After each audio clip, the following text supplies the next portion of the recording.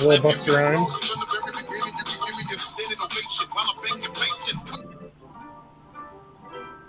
This is really good.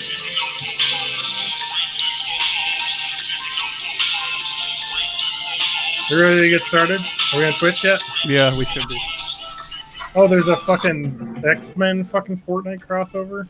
What'd you say? Yeah, do you know, it's do you know full what make Marvel. Fortnite good is if it wasn't the game that it was, and then I would want to play it because I really dislike it. I don't think you're the target audience for Fortnite. I know. I just don't like the whole battle royale genre feels over. And it's kind of funny because like most of their like, oh hey, another call from Washington D.C. Awesome. Answer it. Nice.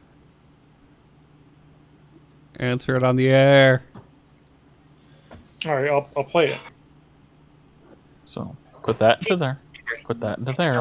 And what's the difference? You just have to subtract.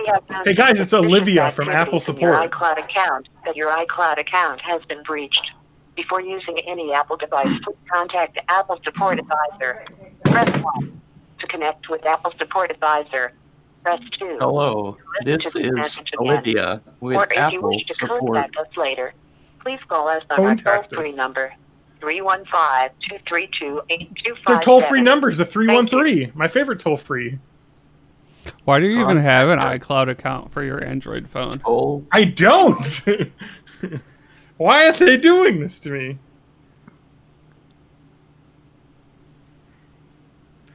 Let's see. I have received.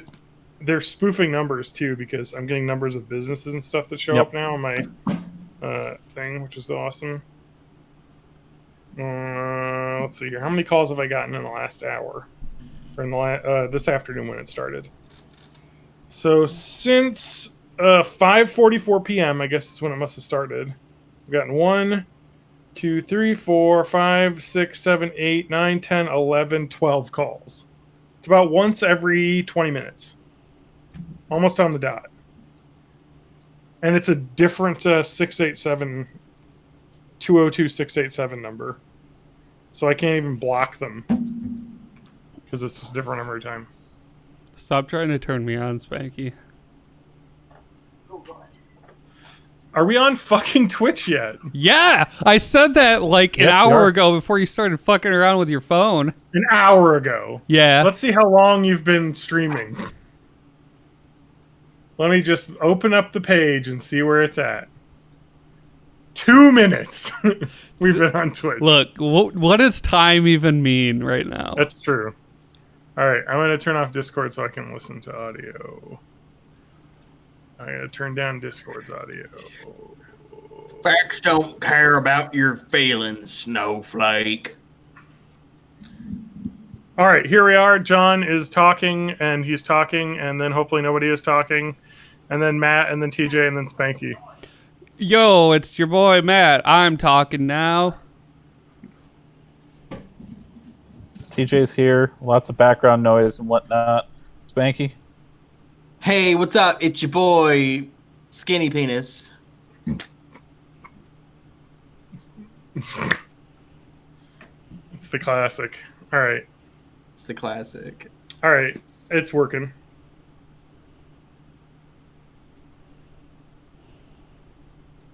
I don't like anything. That was a good Batman impression. Hey, it's your boy, Skinny Penis. Very good. I like that vine. All right. Are we ready to start? I guess. Pop your peas. Pop your pussy. Welcome to Born in the 80s, episode 407. I'm your host, John Danger, joined by my co-hosts, Matt Danger.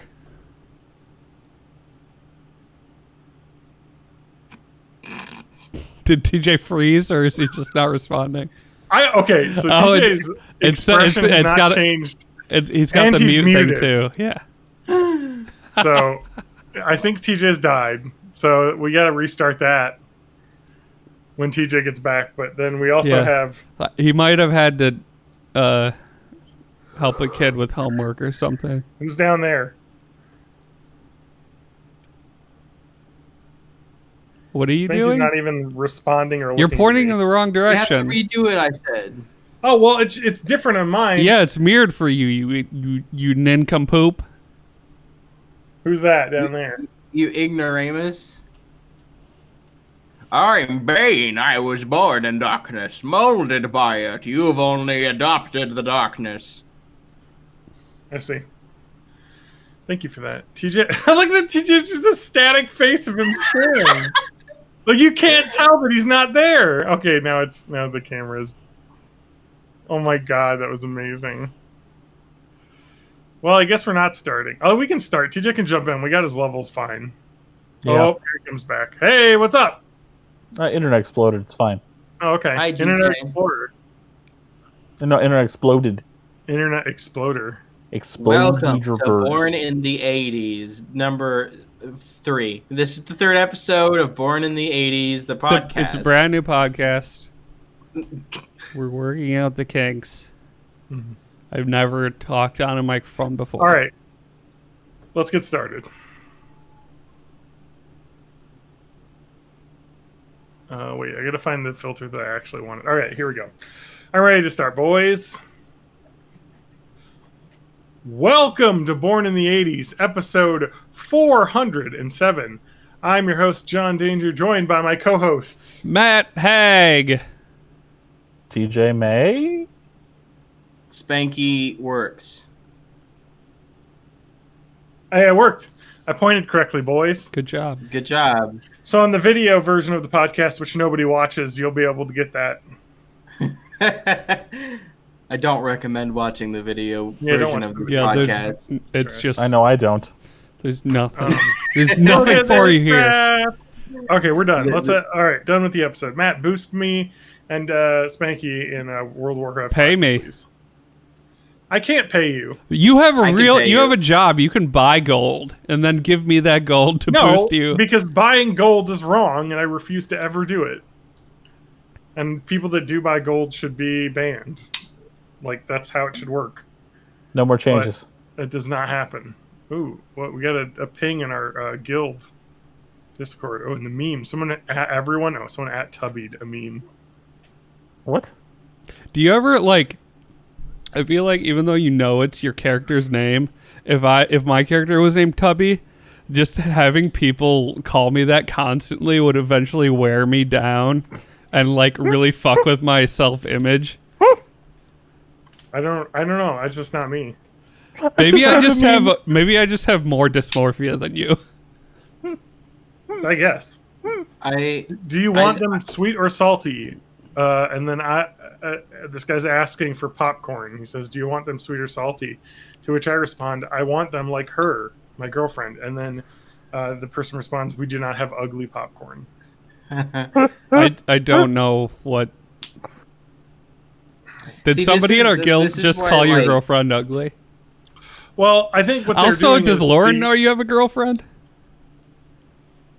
Well, anyway, yes, it's my secret family that I have in Iowa, and she knows all about them, so it's cool. Yeah. But ooh, it's general yelling. Someone at everyone that we're recording. Let me give it that little react on Discord. Man, this is a good podcast so far. Wow. Well, what have you brought to the table besides shitting on me constantly? Oh man. Oh man, I'll tell you what I watched recently. What did you watch recently? You know what I watched recently? The Fall of Western Civilization. We've all been watching that. I watched Escape from New York and Escape from LA last night, and they're Escape fucking from New York quality. is such a good music. A music. A good music. It's a good music. It's a good music. I have maybe done drinking. What's funny about that is that Escape from New York has like a noticeable lack of music to the point where it's really like it freaks me out. There's just like there should be soundtrack here right now, but John Carpenter was just like, nah, it's fine. What you can and probably should do is just put on like a a YouTube 24-hour synthwave playlist while you watch Escape from New York, and it would work fine. That's what I was thinking. I was like, man, I want to do a concept album that's just like an alternate soundtrack to Escape from New York. And that explain to me how you make the big money. Explain to me what Escape from New York is about. What is that? So there's this guy. His name is Snake Plissken. His name is Solid Snake, and he has to. Fun fact: Solid Snake was named after Snake Plissken. I know that. Don't you think I know that? Don't you think I know all about snakes? I don't know. So the copperhead is like super poisonous. I'm a herpetologist. Copperheads are not super poisonous. What about Snake Plissken? That's the guy. Plissken is like the inside of the foreskin. Yeah. It's like the bacterial kind of stuff that builds up in there. Yeah. It's a frothy mixture of cum and lube. So no, wait, that's Santorum. Yes. So that's what the movie's about? No, so the movie mixture of semen and lube? Oh. Yes. No, the movie is about it came out in 1981, so it's about the far off future of 1997 where New York has just been quarantined as a giant supermax prison. So they take all of their criminals and just go like, here, you live in New York now, and there's guards set up around. And the president's airplane, I think they call it Air Force One or something. Really? Gets hijacked. I've seen that film. And they crash him into the city, and he's like in a survival pod. And he's got a cassette tape with the secret to nuclear fusion on it. And he's got to get to a summit, so they're like, "We need somebody to go in and rescue the president." But the people that took him hostage will kill him if they see us coming in with soldiers. But luckily, Snake Plissken is here. He's just about to be sent to prison because he like robbed the Fed or something, and then he has to go rescue the president. Okay. Who's the president? Who plays the president? Nobody I've seen before. Generic white bald guy. That sounds about right. Yeah. Although, but the generic white guy we're going to have for president next is going to have a beautiful mane of silver hair with beautiful. His hair is blonde, actually. Oh. His hair is invisible. No. His hair is blonde, and he's got like orange makeup on all the time. Oh, you're talking about. Oh, he's the Cheeto in chief. They call him the Orange Fox. Yeah, the boy, huh? Koveffi. Yeah. And so, Escape from LA is about the same, but LA. No, it's not a prison. The America elects a super fundamentalist Christian president who then makes himself president for life and decides that he's going to an area around LA gets like separated from the mainland by a giant earthquake, and then he's like, that's where I'm going to deport all of the undesirables to. So it's just like this area with all of the fun people that like to party. Okay. Yeah, and I feel like I would want to go to that one instead. Yeah, I want to go to the party island. Isn't that where the Lolita Express plane takes you? No, that's a different one. Those, I feel like the government doesn't deport those people. They just promote them. Oh, okay. They become the leaders of our country, is what you're telling me. Okay, so I definitely want to go on that island. Can we get somebody to clip out John saying he wants to go to the Epstein Island and just Matt, what did you just say? Can you say that again? Can you say that again? Matt wants to go where? That's not what I said. For one, I'm pretty sure you can go to the Epstein Island now and it's fine. It's just an island now. Actually, that's where he is. He didn't kill himself. Yeah, that's what is gonna happen to that place? Like, does somebody own it now? Flight Simulator. Is it gonna become a sandals resort? What the? What the fuck is Sandals? It's like it's a resort for old people. Okay, I searched the You mean the Jeffrey cemetery? Epstein. I just searched Jeffrey Epstein private island, and the first thing that came up is the horrors of Jeffrey Epstein's private island Vanity Fair archive. Okay, yeah, but So we probably also shouldn't make fun of this. okay, but also, can you find an article about like the real estate law of what happens? Oh my to god, it? it's from it's in the obviously it's in the Virgin Islands. Well, that is just hacky comedy. That's what you subscribe to Born in the 80s for, everyone. I think So podcast anyway, subscriptions are free because we would have lost all of our fucking money by now if they weren't. you can fly to Epstein's Island. Jeffstein. Justine. I just Jeffrey want to point Epstein's out Island. that the leader of fucking John's guild in World of Warcraft is named Jeffrey Epstein. Jeffy. Oh, Yeah, okay, John. it's very different. Never You should be mind. ashamed of yourself. Disregard what I've said. You know, What's really funny is call him shouldn't talk out of Canadian. turn. What? What's really funny is call him Canadian. And you'll get a whole rant about how Newfoundland guy- isn't really Canadian. That guy is very Canadian, as is our raid leader. They're aggressively Canadian. No, John, haven't you been paying attention? Newfoundland is completely different. That's where the Trailer Park Boys are from. Yeah, I thought they were Newfoundland is like where- Nova Scotia. Oh, I think you're right. Newfoundland and Labrador is part of the Maritimes, but just north of where Ewan's from. Well, not north of where Ewan was born, but north of where Ewan is. Sorry, you're right. It's Nova Scotia. They both start with N, so I was confused. It's like even further north. Wow, it's really north. But where's Rush from? Rush. Rush? Rush is from Limbaugh. Russia. It's short for Russia. Ah, The famous Russian band Rush. yeah. Yes. Moscow, Moscow. Dun, dun, dun, dun, dun, No, dun. what did they sing? They sang that. What's the famous Rush song? Tom Sawyer. No, I think it's War Pigs by Rush. War Pigs. Okay, Rush. Tom Sawyer lyrics. No, I'll it's look that up. it's Tommy. The Russia's It's not Tommy. YYZ, it's YYZ. Stairway to Heaven by Rush. Okay, here it is. Here's Rush.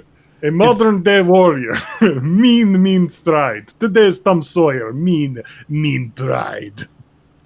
That's them, Very good. right? I remember that. You did a Except if- spot-on impression of Russia. Yeah. Though his mind is not for it, don't put him down as arrogant. He's reserve a quiet defense, riding out the day's events, the river.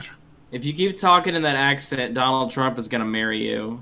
Haha, he has sex with Vladimir Putin. Vladimir I was talking Putin. about his wife, but my wife. My wife. No. Did we talk about how Borat 2 is getting made already? Yeah. We were Perfect. Like, hey. Can you please not? I'm not kidding. I know you're not kidding. Wait, it just says right now, I'm Googling, it says Borat 2 is not done yet. Not being made. I don't know. Oh, wait, no, it says it's definitely being filmed. So they were lying about that. Yeah, 'Cause of somebody course- saw him like filming in a car. I mean, that's the way you have to do it. So. Yeah. Isn't that weird that he's married to Isla Fisher? I don't Who is like a Isla whole Fisher? island? Oh no, that's the I'm sorry. Isla Fisher is the fourth dinosaur island on Jurassic Park. You've got Isla Nublar, whatever the new fucking movies is on. Yeah, and that's then, Isla Cash Money. and then you have Isla Fisher. So Isla Fisher, what is she? You know, she's I think from she Oman. was Pam in The Office. Isla Fisher. Yeah, she was Pam in The Office, and she was in that movie Arrival, and she won an Academy Award for that. Yeah. Was she was the one arriving. You know what's funny? The original title for Arrival was just Coming. Didn't test very well. You're right. Do you know what the original name for Wedding Crashers was? This movie fucking sucks. That's the original title, but they had to change You know, it. I saw that, I assume, in the theater, and I don't think I've seen it since then. I think I will. The movie I came think. out in 2005. Okay, so that makes sense. I was like, I feel like it was the kind of movie I liked when I was a dumb teenager.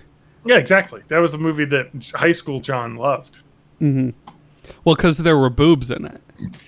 Yeah, There's a boob montage. That's literally all I remember from that movie. On Rotten Tomatoes, the film has an approval rating of 75%. Why? Wait a minute.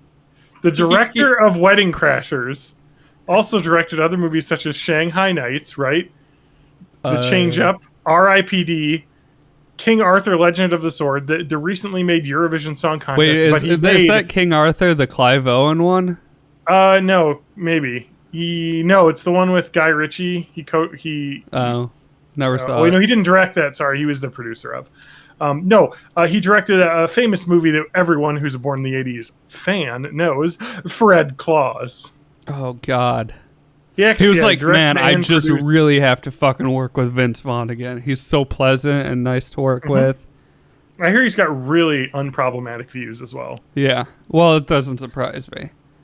Speaking To of, be like, honest- Chris and I rewatched the first two Jurassic Parks recently, and Oh, yeah, he's been in the Vince second Vaughn's one. in the second one as, like, a badass environmentalist, and it's just not a believable character at all. Just like, I can't believe you not playing an asshole. So he's a Republican and supports Ron Paul and Rand Paul. Yeah. I actually You know, didn't those Paul anything brothers are just about- out of control. I didn't. Ron Paul is Rand Paul's father. That was a Jake and Logan Paul joke. It was very funny. See, I'm glad I didn't get that because that means I'm old now, and I'm okay with this. Wait, so Jake and Logan Paul are related to Rand Paul? That's correct? Yeah. That's canon now. Yep. And oddly enough, Paul related to Cinematic Paula Universe. Abdul, Paul Abdul's the which of mom. course means they're related to Kareem Abdul-Jabbar. Yep, This that's how it works. This is how names work. And then Kareem they're also Abdul-Jabbar's related. son got arrested for stabbing someone to death last weekend. Well, he stabbed Really? him with a Gom Jabbar. I don't know what that is. Hey, I watched a movie recently. hey, if you're listening right now, whether or not you're the son of a famous person, just, don't stab anyone. You guys, the term Gom Jabbar doesn't mean anything to you? The high-handed enemy? Egg The Mackay? metacyanide poison needle that sat upon a thimble and thus could be attached to a person's fingertip? You're just speaking nonsense right now. The Gom Jabbar, the test of humanity. It kills only animals. Let me say I suggest you may be human. Steady, I warn you not to try jerking away. I am old, but my hand can drive this needle into your neck before you can escape me. You guys really need to read the book Dune and watch the David Lynch film Dune, which I watched on Thursday Oh, night. do I? Do I really have to? Gom Jabbar. It's a little needle with cyanide. Hey guys, wait, podcast break. Dear customer, this is Olivia from Apple Support. We have found some suspicious activities in your iCloud account that your iCloud account has been breached. Before using any Apple device, please contact the Apple Support Advisor. Press 1 to connect with Apple Support Advisor. I'm not going to press 1. To As much as I gotta- would like to, I would be more on their list, I think. You gotta respect their tenacity. They're like, we'll just keep calling him with the same message over and over and over again. Thank you. So I'm answering these now because they have called me. That's 13 times. It's every 20 minutes since about 5:30 today. And if I don't answer it, they just leave a voicemail message with the last half of that spiel. And so now my voicemail box I have to open up and delete 20 fucking voicemails. What is probably happening to you is something that I'm pretty sure happened to me a while ago, where it seems like they just set up their auto dialer wrong, and it's dialing your number over and over again when it's supposed to be giving that message to different numbers every time. Yeah. But I was like getting a spam. I think it was a text message that I was getting like every 5 minutes on the 5 minute. Like, yeah, it's literally like every 20 minutes. So I think they're just like going through that. I mean, they'll figure it out. Whatever. You should call them back and be like, "Hey, I don't know if you know like, this, but your auto dialer's set up wrong. I just want to help you out." And yeah, you keep calling me. I don't actually have an iTunes account, so yeah. no. But you guys have never seen the David Lynch Dune film or read the book Dune? Nope. I read the book in middle school, Oh, the but book is it's one of my favorite sci-fi books. I only bring it up because Just the first one. Have you read any of the other ones? I have not, but I've heard that all the other ones written by Frank Herbert are also good, and then the ones that That's are written, like 3 of them, right? yeah, and then his son took over after he passed away, and those aren't as high quality. I like the Dune series because I mean they have a lot of like famous things. The movie David Lynch decided to change some really key things about the book, specifically the weirding way. Do you know what the weirding way is? Nope. So the weirding way is a thing that Paul Atreides is taught, and it's just a style of like combat, and it's actually really cool because the books kind of go into this like like Eastern philosophy about like controlling your bodies, like all of your physiological functions. You know, like how like the like Tibetan monks can slow their heart rates and all that stuff. So like it's a way, an ability, I think, with the aid of the spice. To like make yourself be like superhuman in speed and like combat. So you're like this badass combat guy. But in the movie, David Lynch said that he didn't want a bunch of guys doing kung fu on sand dunes. So he made the weirding way like a gun that when you yell, it shoots. Which is a weird choice. Yeah. You know, but you know, the movie's really good because it's David Lynch, so it's really weird. But also, like, the style is just insane. I mean, you have to... Sting plays a villain in it quite well. There's a pug in the movie at one point. But the Gom Jabbar test of humanity is... there's this device that they put on, like a dude. So, like, Paul Atreides is, like... They're testing him to see if he's the fucking... There's a lot to this plot. Because like they like it's like space what is it called when you're like space opera, when you're like breeding people. Oh, space eugenics. Yeah, there's like a lot of space eugenics in this because they get like different like there's a society of like witch ladies that are like getting like bloodlines to become like to make the perfect human being basically, and so they're testing him. And it's this fucking awesome test where they take the Gom Jabbar, which is like a poison tip needle, and they hold it to your neck, and then you put your hand in this box that is like the pain box, and if you move your hand away, you know, like you'll be killed basically. Because the idea is it's like mind over matter, like because you know that the box isn't doing anything to your hand, but you know that if you actually pull your hand away, you'll die. And so it's like the test of humanity. Like animals don't understand that, so they'll just immediately pull away from any stimulus. And so the whole point is like moving your mind. I love that fucking book though, because the whole like mantra is fear is the mind killer, fear is the little death, you know, and like trying to overcome your fears, which is a really cool thing. I love it. I love the book. The movie's really good, and I only bring it up, and we watched it because, of course, Denis Villeneuve, maker of Coming. The movie that came out with, Coming with Isla Fisher in it a couple years back. Director of Arrival and Sicario is directing a new Dune adaptation, which I'm looking forward to. Yeah, which has like everybody in it. Every single actor you can name. Kevin Spacey. No. Well, Jared Fogle.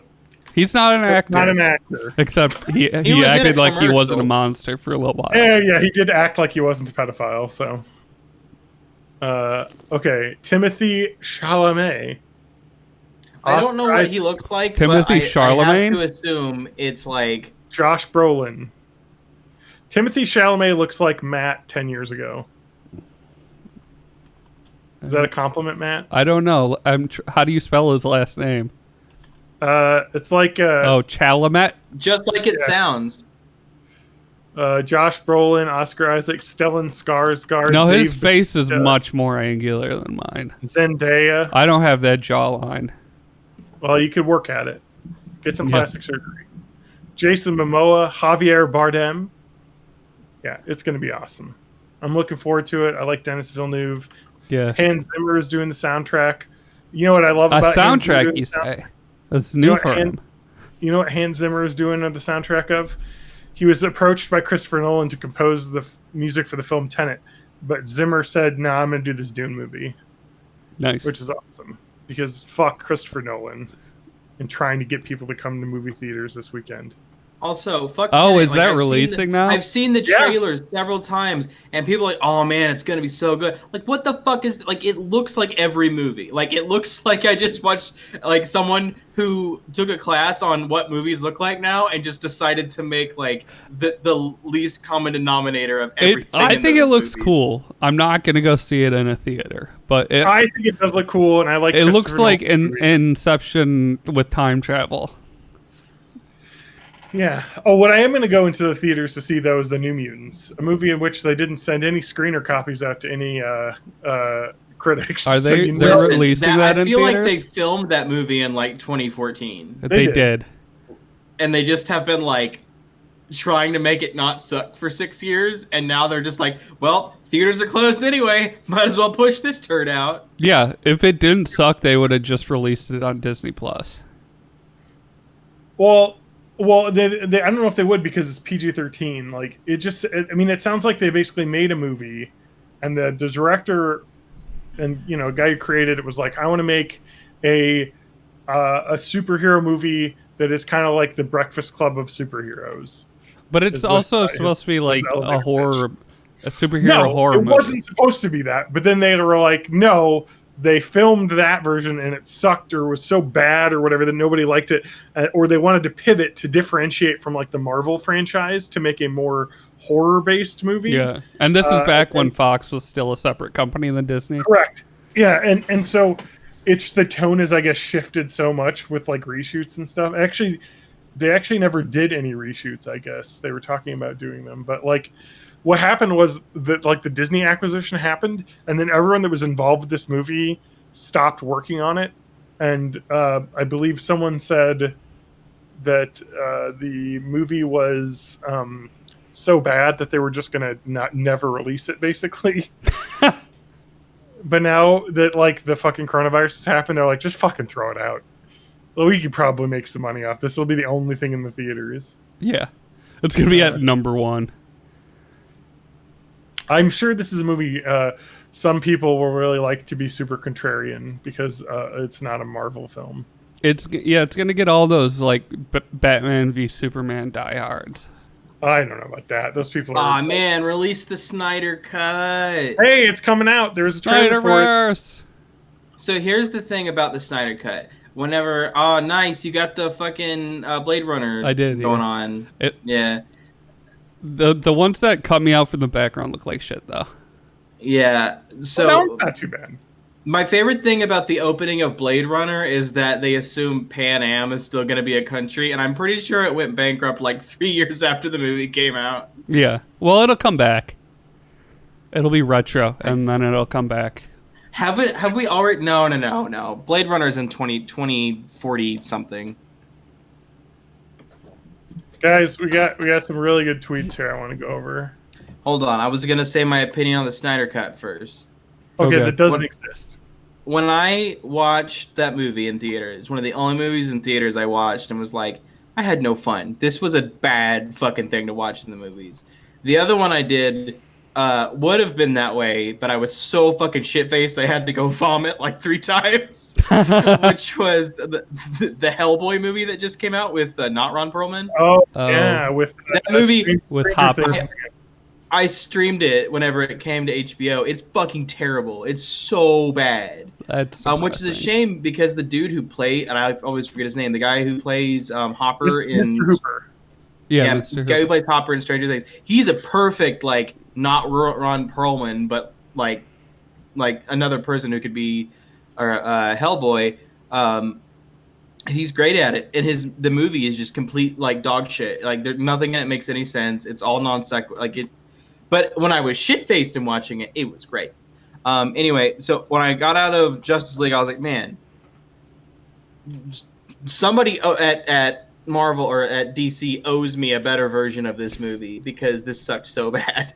And then like the nerds started like the fucking non-Snyder cut was, and like I hate those people. So like then I was anti-Snyder cut, even though I do want a better version of that movie.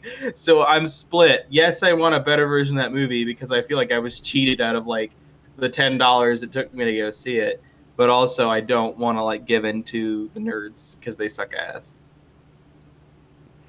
Anyway, what about these tweets, John? What? I just said tweets about how J.K. Rowling did nothing wrong. We talked about. Oh, you must be you're reading Lance at real tweets? _Lance_man on Twitter.com. Former Everyone who's listening, podcaster. at real _Lance_man, tweet at him saying "fuck you, you scumbag." Did J.K. Rowling say anything wrong? I mean, there's women and there's trans women. Obviously, they aren't the same thing. That's what his opinion is. Yeah. No. I know John doesn't want to like be too mean. He's just an LGB guy. Yeah. You really think he's like cool with lesbians? Doesn't he hate all women? Well, he's cool with lesbians because they don't want to be around him. We got some really good ones. We got some really good ones. We got some more. There's some real action happened the last couple days. I don't know, some stuff happened the last couple days that kind of really made some people say some shit that they weren't asked to say. Like someone retweeting Brian Urlacher's statement about the NBA players boycotting the playoffs. But anyway, and it wasn't a boycott; it was a strike. It was a player strike. But I know if I felt oppressed, I would burn the shit out of coffee shops and shoe stores. R-word logic going strong, bro. Man, getting ready for another woke hurricane with a photo of downtown windows boarded up. They've been boarded up. Rip. Oh, wait, no. That one's an actual one. Rip, singer from Power Trip. Your band was awesome. Yeah, that's true. Sad. That guy passed away. This is my favorite thing ever, though. This is such a quote. Chef kiss. Chef kiss. 4 chef kisses. The left clearly hasn't read The Art of War. First off, love referencing Art of War as a book that anyone should read. This ancient novel by fucking Sun Tzu, which is like what asshole like fucking CEOs are like. Yeah. I've read The Art of War, so I can be hostile takeovers. It's like when an idiot thinks that smart people have read, basically. A sidebar.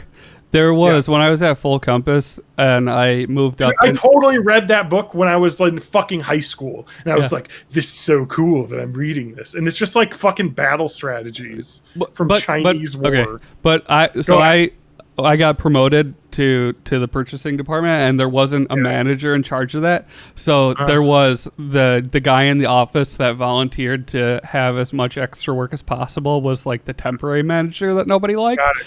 Yeah. And he had that book in his office. Of course he did. Gotta have my Art of War. It's like the fucking Parks and Rec. When what's his name? Ron Swanson has like a gun on a stand that he points at like where you sit down. Yeah, it's like the fucking power move trying to do. Anyway, the left hasn't clearly read The Art of War. Here we go. Why haven't they read it, guys? How would the left not have read The Art of War? What possibly would tip you off to that? Because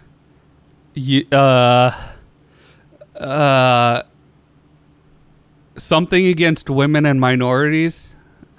You're so close.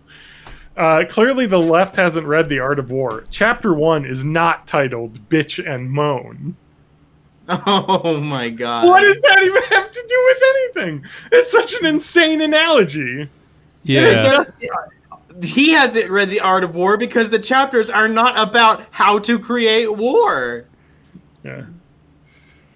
Nobody is owed years in life. Happiness in life, not a goddamn thing. Do for yourself. Okay, so he's trying to be a libertarian now. Sure. I think he's found some libertarian dick that he really likes, so he just put on this pink coat real hard. Guys, let's retweet a tweet that says someone shot rioters and my reaction is supposed to be sadness, ? Did you know that think- if you throw a brick at something, that automatically is a death sentence, and everybody should be cool with that? Everyone should be judged. I mean, one of his favorite comics is Judge Why do we Dredd. even have like the court system anymore? Let's just have vigilantes executing people. Guys, did you know that BLM is a movement based in harassment and violence? Fuck those people. This is That's making true. me sad. Can we stop reading Lance tweets? What? I mean, he's someone. I'm just Trump. depressed that his vote counts as much as mine. Well, he's not going to vote. Oh, good. Why would he? He's not going to go vote. Man. That's just great. I know My favorite John part doesn't though- want to be too harsh directly to Lance because they were friends before he went fucking crazy. But Well, fuck I you, feel Lance. like the friendship kind of ends when you start saying bigoted things about trans women. Yeah, Yeah. And but I never Say- knew you, so get AIDS and die, you scumbag. saying shit about multiple innocent people being murdered by a 17-year-old wannabe cop is pretty bad. Like taking Honestly, the I side. guarantee you, He's literally taking the side of a mass shooter. Yeah, I if don't. that 17-year-old gets off the hook, I $100 down on he goes to fucking police academy. He can't- Okay, one thing is he may not get off the hook because he only shot white people. I So, don't think he gets off the hook. he's got that against He's him. not a cop. He's in juvie though. They didn't even send him to real adult jail, which is Well, insane. in Wisconsin, they can try you as an adult regardless of your age. Yeah. So, But they haven't extradited him to Wisconsin. He gets a little break, okay. So is Yeah. he what He's in in TJ Illinois? land. Yeah. Illinois. Yeah. Yeah. Fuck that kid. Hey guys, I don't like really I don't want to. talk I don't about- want to come off too spicy, but fuck that kid. I don't want to talk about it too much because this podcast is supposed to be fun and Yeah. that's probably one of the worst things I've ever seen. so Honestly, I don't even know that much. about I it. don't want to be too spicy, but if I went to a food truck and ordered some fucking tacos, and then I turned around after I got my delicious food truck tacos and I saw this kid about to fall into a wood chipper, I would eat my fucking tacos. Dude. Yeah, Just saying. you get some extra sauce that way. You just position yourself in front of the wood chipper. Oh my god! Some cheddar salsa. It's like the most perfect example of white privilege and policing because you have this fucking kid who is 17 holding a weapon, an AR-15, which you're not allowed to own unless you're over 18. Yeah. But he has it out in the streets after curfew. Police coming up to him and saying, "Thank you for helping us out," giving them water. Him being interviewed by multiple people and him just saying, "We're just here to protect our business," and it's not his because he moved in up from fucking Illinois where he lived. Trafficking a gun cross state lines that it was illegal for him to own. And then things get spicy in a car parking lot, and he fucking pops off a shot, shooting a guy in the head, runs over to him, sees that he's bleeding out, calls 911, says, "I just shot a guy," and hangs up and runs away. People chase after him and try and take him down. A man throws a plastic bag at him and is shot in the head or in the chest. Another guy falls down and he turns around and starts shooting into the air, hitting another person in the arm. And then he runs a few more blocks down the street while people are yelling, "This guy just shot someone." And then he walks through the police line where they don't do anything and he drives home.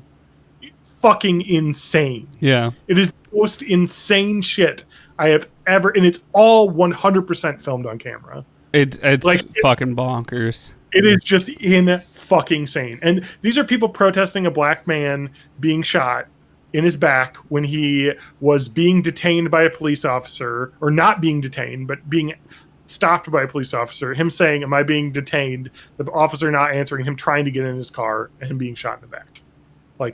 Insane.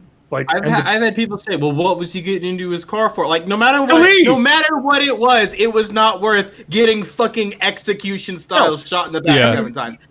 He could have been reaching in there for a nuclear fucking weapon. Not worth it. The insane part about this whole thing is that you have that guy who reached into his car to open his car door, basically, or was opening his car door, was shot in the back, 5 times. Thank God, not killed. But this fucking asshole who, after multiple gunshots being heard in the area, comes running towards a police line holding an AR-15, people yelling, he just shot someone, and the cops not doing a fucking thing. If that was a black man, what would have happened? It's like the perfect example of what's wrong with police. Yeah, well, they were of course were like, well, he's on our side. He's one of our goons. So. Exactly. I mean, like, watch the documentary 13. I mean, it's oh my god, that's a fucking depressing movie. Everyone should watch it. It's on Netflix. And you kind of learn that police exist as a anti-African American squad, and that's the original origin. The original police were slave catchers, and that's where it came from. And very specifically, the 13th Amendment abolished slavery, except if you're in prison. And then they were like, "Hey, there's a loophole." Mm-hmm. And then you see photos of the California wildfires happening, and correctional inmates working as firefighters.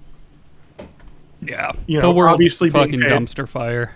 Yeah, it's we need a big change. So anyway, that's why I'm here to 30330 because he'll definitely. We need Joe Mala in the White House for old white guy in the cop. That's who we need. Biden. I like Jamala better. I think it rolls off the tongue. Jamala. So yeah, anyway, this kid was a real fuck face. His mom is also terrible. She's also a gun freak. Is the mom charged? Like, mom. She will be. If she was driving, that at least makes her an accessory to the whole. I don't think she was driving. I mean, he's 17. He probably could drive, but I guarantee you the gun was bought by her, and so she'll get in trouble for that at the very least. Yeah. So. Anyway, we basically have armed militias. Good fucking job, Kenosha. Way to be terrible. Mm-hmm. And the reference to the Bucks tweet earlier, I think. Oh no, another tweet from the real Lance man was Giannis can leave the Bucks now, which is funny. Okay, first of all, I just want to say he doesn't watch NBA. Specifically, has spoken about how much he hates the NBA. Yeah, I know, but like he has opinions about it. I just want to say that, like, my hockey team, the St. Louis Blues, fucking lost. They sucked. So, like, I've just been looking for a sport to watch, and for whatever reason, I get Bucks. Like, Bucks show up on my in the playoff games. I get them on TV. So I've been watching. Like, I've seen maybe 2 Milwaukee Bucks games in my life. They have are going on to face the Heat in the next round of the playoffs. Sorry, I just saw that earlier. So I saw they were on. I didn't watch the game today though. But I know because like I've seen 2 games. I can probably have the same amount of knowledge, if not more, than Lance has. So I could make the same fucking opinions. Like, oh, here's a name I recognize from the Bucks, and I'm from Wisconsin. Fuck him because minorities. Yeah, it's fine. That's it at this point. It's ignorant and stupid, and I just wanted to bring it up because I don't want our podcast to be associated with him, even though he was involved in the past. It's over. It'll never happen again. Yeah. Unless something's there's very specific things. Anyone, if they want to, can go back and listen. And he was like a completely different person back then. I mean, he was still an asshole, but he was just an asshole to us, not to specific protected classes of humans. Yeah, and he wasn't such a fucking bootlicker. He wasn't pro-fash or whatever. Yeah, he's very pro-fascist now, so that's pretty good. I think that he's just discovered that he really has like a sub-dom fetish thing, and he likes being a sub. So that has influenced his pro-fascism politics. I do appreciate I do also like that he continues to retweet Ice-T, who I know he's a big fan of Ice-T and Body Count, but Ice-T is I think he said like Trump fans don't follow me. Lots of if you're not for Black Lives Matter, you're an asshole. So I think honestly, Lance probably has like words muted on Twitter so that he can shit talk on like the NBA and Black Lives Matter, but never like see anything that responds to him. Well, I mean, he's just a huge fan of Body Count, like the band, and so he likes Ice-T. He's just a big Law and Order fan. Yeah, big fan of that SVU. Go home, gamer girl. Do any of you watch Brooklyn Nine-Nine? No, it's the cop propaganda program. That's the thing. Like, I don't know that there's not really a conversation if no one else watches it, but like, I've seen it. okay, well, like, That's the one with Nathan. I was just right? wondering what you think about like I feel like their whole thing is that they kind of have an idealized version of a police department. correct. So I don't know why that would necessarily have to change, other than addressing the issues, like being like, oh yeah, there's a lot of terrible shit going on right now. Do you know who's in that? Nathan Fillion. No. Oh, He's which in person something. specifically? No, you're talking about Something. Castle. But no, Brooklyn Nine-Nine has Terry Crews in it. Yeah. Oh, he's a good person, huh? Are you setting me up for something bad? Oh, do you want Terry Crews to be ruined for you? Because he's got some tweets that are pretty good. Oh, okay. Well, He's got, like, a lot he's of really anti-Black worried. Lives Matter tweets. Really worried that Black Lives Matter is really turning into a black supremacy movement. Why he's are you like- doing this to me, John? He's a 50-year-old rich guy, so he has Yeah. certain. I'm sorry to let you know that. Also, lover to my wife, father to my children, friend to my friends, and servant to my Lord and Savior Jesus Christ is what his Twitter profile is. So it's very religious as well. Yeah, there's lots of good tweets. Take the mask off, Terry Crews. You are. Take the mask off. I mean, like literally, like you're anti-black. I mean, that's what it is. Like, Well, it's, no. And nobody is more qualified to say that than you, John. go to no, seriously, go to theroot.com, read Michael Harriot's article he put out about Terry Crews. I'm gonna put that up. He's an incredible writer about. I don't want to be Black. this sad, John. You can put your head in the sand, or you can. Yeah, understand that it. one. I choose that one. Okay, fair enough. Although I was gonna pop that in the old Bytecast discussion so people can see that article. But it's incredibly well written, and I do appreciate it. He's said some stuff that's not great. We must ensure Black Lives Matter doesn't morph into Black Lives Better #. Did you know So that thanks, John, defeating for fucking white ruining my night. defeating with white all this supremacy bullshit. about white people defeating white supremacy without white people creates black supremacy. Equality is the truth. You know, I understand he may support Black Lives Matter, but also, do you need to talk about that? Do you need to get your little opinion about how maybe Black Lives Matter shouldn't go too far? Because I don't think that anyone needs to say that right now. I feel like we feel probably just back I have off on never that. felt less qualified to offer an opinion on what somebody else should do than right now. That's a very good point. But he feels like he's telling people what they should do. He's speaking for all black people, I guess, is what he's trying to say. He's the spokesperson. Yeah, you know. Unfortunately, that's how it ends up being, though, when you're a tokenized minority. I mean, that's a thing that's really I mean, like, I don't know if you guys listen to the podcast, How Did This Get Played? I don't listen to podcasts. They're fucking terrible. Yeah, it's like especially this one. About video games, bad video games, and they did a Thanksgiving episode that was a Nick Weiger, and I forget the other comedian that did this, but they did a Thanksgiving episode where they invited on this Native American comedian to play the game Custer's Revenge, which is like the absolute stupidest thing I can ever imagine. Did you guys? And so they had to. to.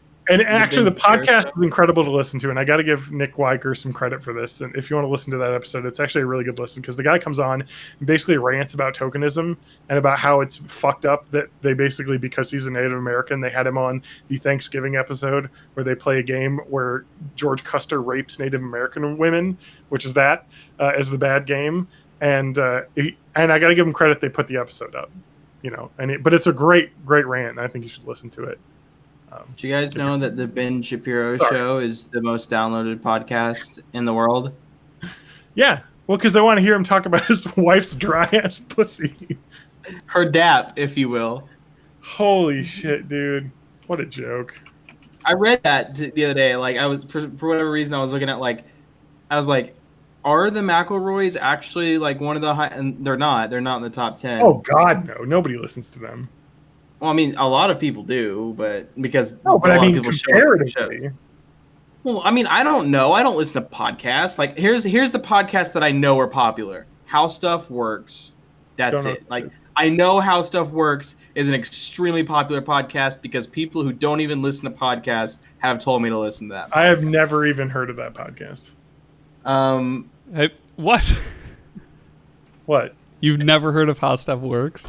No. What is that? Well, it's Stuff You Should Know is the actual Yeah. title of the podcast. But it's by How Stuff Works, right? Originally, they got sold off like a dozen times to different companies. Okay. Now they're owned by Stuff You Should iHeartRadio. Know. Yeah. I see. Yeah, and they are in the top 10. I think they're like number 4 or 5. But when I looked that list up, at Ben Shapiro, it was like the first. And So like, I'm gonna go. there's- I'm gonna go to Spotify's podcast charts and let's see. I don't know if he's on Spotify. This was like a Probably Pod Joe Buzz or Rogan, something. right? Because Well, I think Spotify's a pretty good, like wasn't the Joe Indicator. Rogan A lot of people Experience listen the to most downloaded podcast? So right now, So think that this kind of is tells a- you everything you need to know. this is the podcast charts that they have, and I don't know what is this monthly or weekly or whatever, but let's look at it. Right now, the top one is Michelle Obama's podcast. Second one is the Barstool Sports podcast called Call Her Daddy, which I'm sure is awful. That sounds terrible. The podcast, there's a couple news podcasts, like an NPR one and a New York Times one. Those don't The count. Daily from New York Times Yeah. was the most downloaded on this list. Last podcast on the left. I is like that actually one. the most popular podcast. It's a real podcast. Second is My Favorite Murder, which I really I like that one too. Then this podcast called Mama Knows Best. Don't know what Never that heard of is. it. Okay, more like news ones. Office Ladies, Jenna Fisher and Angela Kinsey, where they go through every episode. Oh, I of The have Office. heard of that one. You gotta be almost to there's our an oral podcast now, history right? Of the audio. Here's Stuff You Should Know podcast by iHeartRadio. That's the one you're talking about. Yeah. So that's in like the top 15. Some other news ones: Morbid, a true crime podcast. Armchair Expert, Every Little Thing from Gimlet. We should start a new segment on this show where every week one of us mentions a celebrity we like and John just fucking ruins them for us. So the Ben Shapiro show from the Daily Wire is in the top 20, I'd say. It's beating Pod Save America, and Joe Rogan Experience. But I bet Joe Rogan Experience probably is limited on Spotify, because I'm sure you have to be in like the Joe Rogan like fucking X21 energy supplement club to get the episodes on time. Joe Rogan is Spotify exclusive now. Is he really? Yeah, but so is last podcast. No, it's not on Spotify. Literally, the 1st of September it will be exclusive to Spotify. Oh, so that's not yet. his 50-second ad is in the top like 30. So I'm sure that will be the top one when it actually is a real podcast. Weird. Reply All, that's a really good one. Harry Potter at Home Readings. So if you want to do That's one where you just shit on trans people the whole time. Planet Money, My Brother and Me. These are some popular podcasts, but where's Born in the 80s? Born in the 80s is available on Spotify now, by the way. I got that. Nice. Get that I should look Spotify at money. the analytics on that. So whatever I was looking at was an I forget the aggregate. It was an aggregate count. So like they counted Spotify's numbers, iTunes numbers, and direct listen numbers, Patreon number, all that bullshit. And they were saying that like the most downloaded of all is the Daily from New York Times, but like the most but I wouldn't really consider that a show, like in the way that I would every like most normal podcast, like because I don't listen to the Daily, but I do listen to Up First, which is the NPR's version of the Daily. Yeah. And That was also in the top like 10. And it's basically just like chopped up pieces of the newscast. Like it's not really a show to it. So like, and the first show, like actual show that you'd imagine is Ben Shapiro, and then I think the third one is Joe Rogan. We've got analytics. Analytics. Whoa, analytics. We've got 4 listeners today. Oh, our analytics. Oh well, we're almost there. We got to be coming up on my brother and me numbers. We got to get to the double digits if we want to make it to the top 20 on Spotify. Well, guys, in the last 30 days, 27 listeners. Oh, 30. so that double digits. All right. People Should are we like, "I was email born in the Spotify 80s. and tell them I'll about listen to that? Like maybe they just don't know. Don't know People about are like, I was born in the 80s. I'll listen to this. And then considering I've put out like 1 episode in the last 30 days because I fucking have been raid officering in World of Warcraft constantly. John, are you letting WoW get in the way of our podcast, our media I really empire? am, because I need I need time to hang out with my wife. my wife. Your Thank waifu. you. Oh, but in August we've had 1,300 downloads of the show. That's pretty good. It's the highest month in I think the entire year. Episodes are averaging about 60 or 70 a piece. I have a question. Why Thank you, do listeners. why do celebrities have Twitter anymore? Like it seems like it's ruined nothing but a liability. I know. If I it's like fucking literally Roseanne lost her entire show Yeah. because of Twitter. If I was a famous person, the only account that I would do the John Cena thing, is have an Instagram account that just posts memes. That's all he does, is post memes. That's the way to be. Yeah. Don't have any... Well, that's like the thing, though, because then then you become like Michael Jordan. And then people are like, why do you not have an opinion? Or you become like Taylor Michael Swift. Jordan? Or people are like, why do you not... Well, with Taylor Swift, it was specifically she did have a lot of social media presence and didn't say a damn thing. True, but I mean, like, you know... That's because that's just kind of how it is. Spanky, it's because she just shook it off. The same thing happened with Michael Jordan when he was on top of the world, and he was in like every single commercial and everything. And he, it's because Michael Jordan's a straight up psychopath. Well, that's also true, but he's a very laser focused on winning mindset And gambling. Getting into politics has nothing to do with that, and he did not want to support the first. Doesn't he own like the Hornets or something? Yeah, Charlotte Hornets. Yep. I mean, he's from South Carolina, or is Charlotte, North Carolina? Well, I read a thing that was like he was someone who was like the go-between between the NBA and the players regarding the players' strike, and I feel like his Charlotte's in North Carolina. Sorry, and I feel like his like him not being vocal about the stuff makes it seem like he was just like the owner who, you know, it has a lot of good PR from his player days. Yeah, and players all love him because they. But like but the thing is like we don't know anything. We don't really know because he hasn't really said one way or the other. It just that's the optics he's given off. Well, he's always, you know, and I feel bad for him because he got famously quoted saying Republicans buy sneakers too, which Michael Jordan used to have a Hitler mustache. It's all adding up. No, to him, he to his credit though, he talks about that in the Last Dance documentary, which is on Netflix now about the. Oh, that is on Netflix now. I gotta watch that. It's really good. It's actually a really soothing watch because it reminds you of like the '90s. Yeah, when the worst thing that's happening was a fight in a war over in Bosnia that we didn't ever see, even though we were bombing the shit and out the of them. '90s were the last time I literally knew anything about basketball. So. Yeah. And so it's actually a really cool documentary. They got like that inside access. But like the comment when he said Republicans buy sneakers is like he was, I guess, on a fucking tour bus and he was making a joke. And they're like, oh, that's what he meant. He's like, well, I mean, like he was joking why he doesn't talk, you know, politics and stuff. But I mean, it's the same thing OJ did, you know, where he just wanted to be. So you're saying Michael Jackson, Michael Jordan and OJ Simpson are the same person?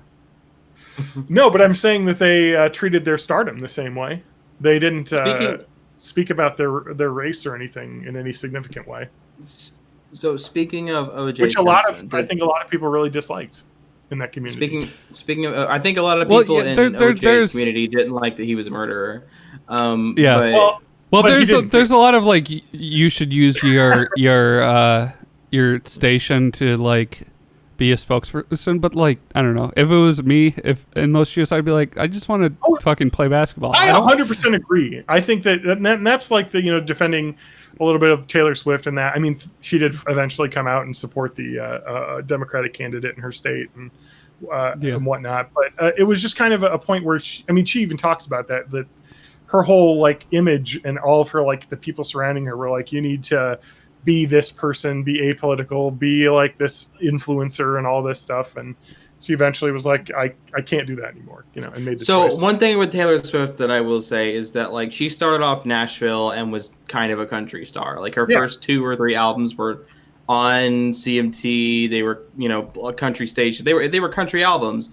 And when she switched to pop, I think she didn't want to lose, like rebuild her entire base. She wanted to like, keep the country fans who are interested in pop music as well as part of her base. And country music fans, I can tell you, are not the most progressive people. So she probably had a lot of like libertarian capitalist people at her company or whatever who were just like, just fucking don't say anything. You won't lose that money.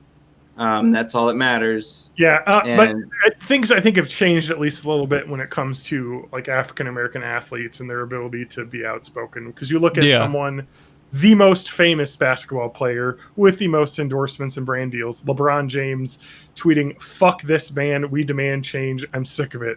1.3 million likes on Twitter. I mean, like he is so outspoken. Yeah, and it doesn't stop him, and it doesn't stop his popularity because I think the people that watch the NBA now are on the same page. And the people, so people that tell you that they only watch college basketball, watch out for those people. I'm serious. That is college sports are fucked up too. It's like, hey, let's exploit these kids. Well, college basketball is literally let's let these players play, and none of them get to have any outspoken things because I mean it's literally like you talk to people and they're like, we'll make a ton of money off of them. Ball. Like that's what people used to say. Wait, what? And they used to say it was like, all these players wearing their like gangsta clothes and everything. That's literally what people used to say about the NBA. About NBA? Yeah. Weird. Like maybe 10 years ago, especially in the Allen Iverson era. Did they want like the super short shorts of the 70s to come back? No, but I mean that was the thing when they switched over to the baggy shorts. Really? TJ? At the end of the day, and I've kind of mentioned this on tweets before, when it comes to professional sports or televised sports of any sort, there are just so many outspoken people who are like, these are my toys, and if they're too loud, I hate them. Mm-hmm. Yeah, they're not people to their fans. Just dance for me. Don't have thoughts or feelings. I do want to give credit to the NBA players, especially the Bucks, for being the first ones to set out of the playoffs and just say we need to do something. And, we'll see what happens and what changes. But one big thing they got out of that was in all of the cities where an NBA arena is sitting empty, they said for the presidential election, they're going to have them turned into polling places with proper, spacing because they're so large for people. So that's really great. A lot of those are in really, inner city areas which with a lot of the governors in some states and the state government reducing polling places in urban areas for some reason. I don't know weird. Why. I don't know why they target specific these areas that have the most people that don't vote for me, we should get rid of the polling places.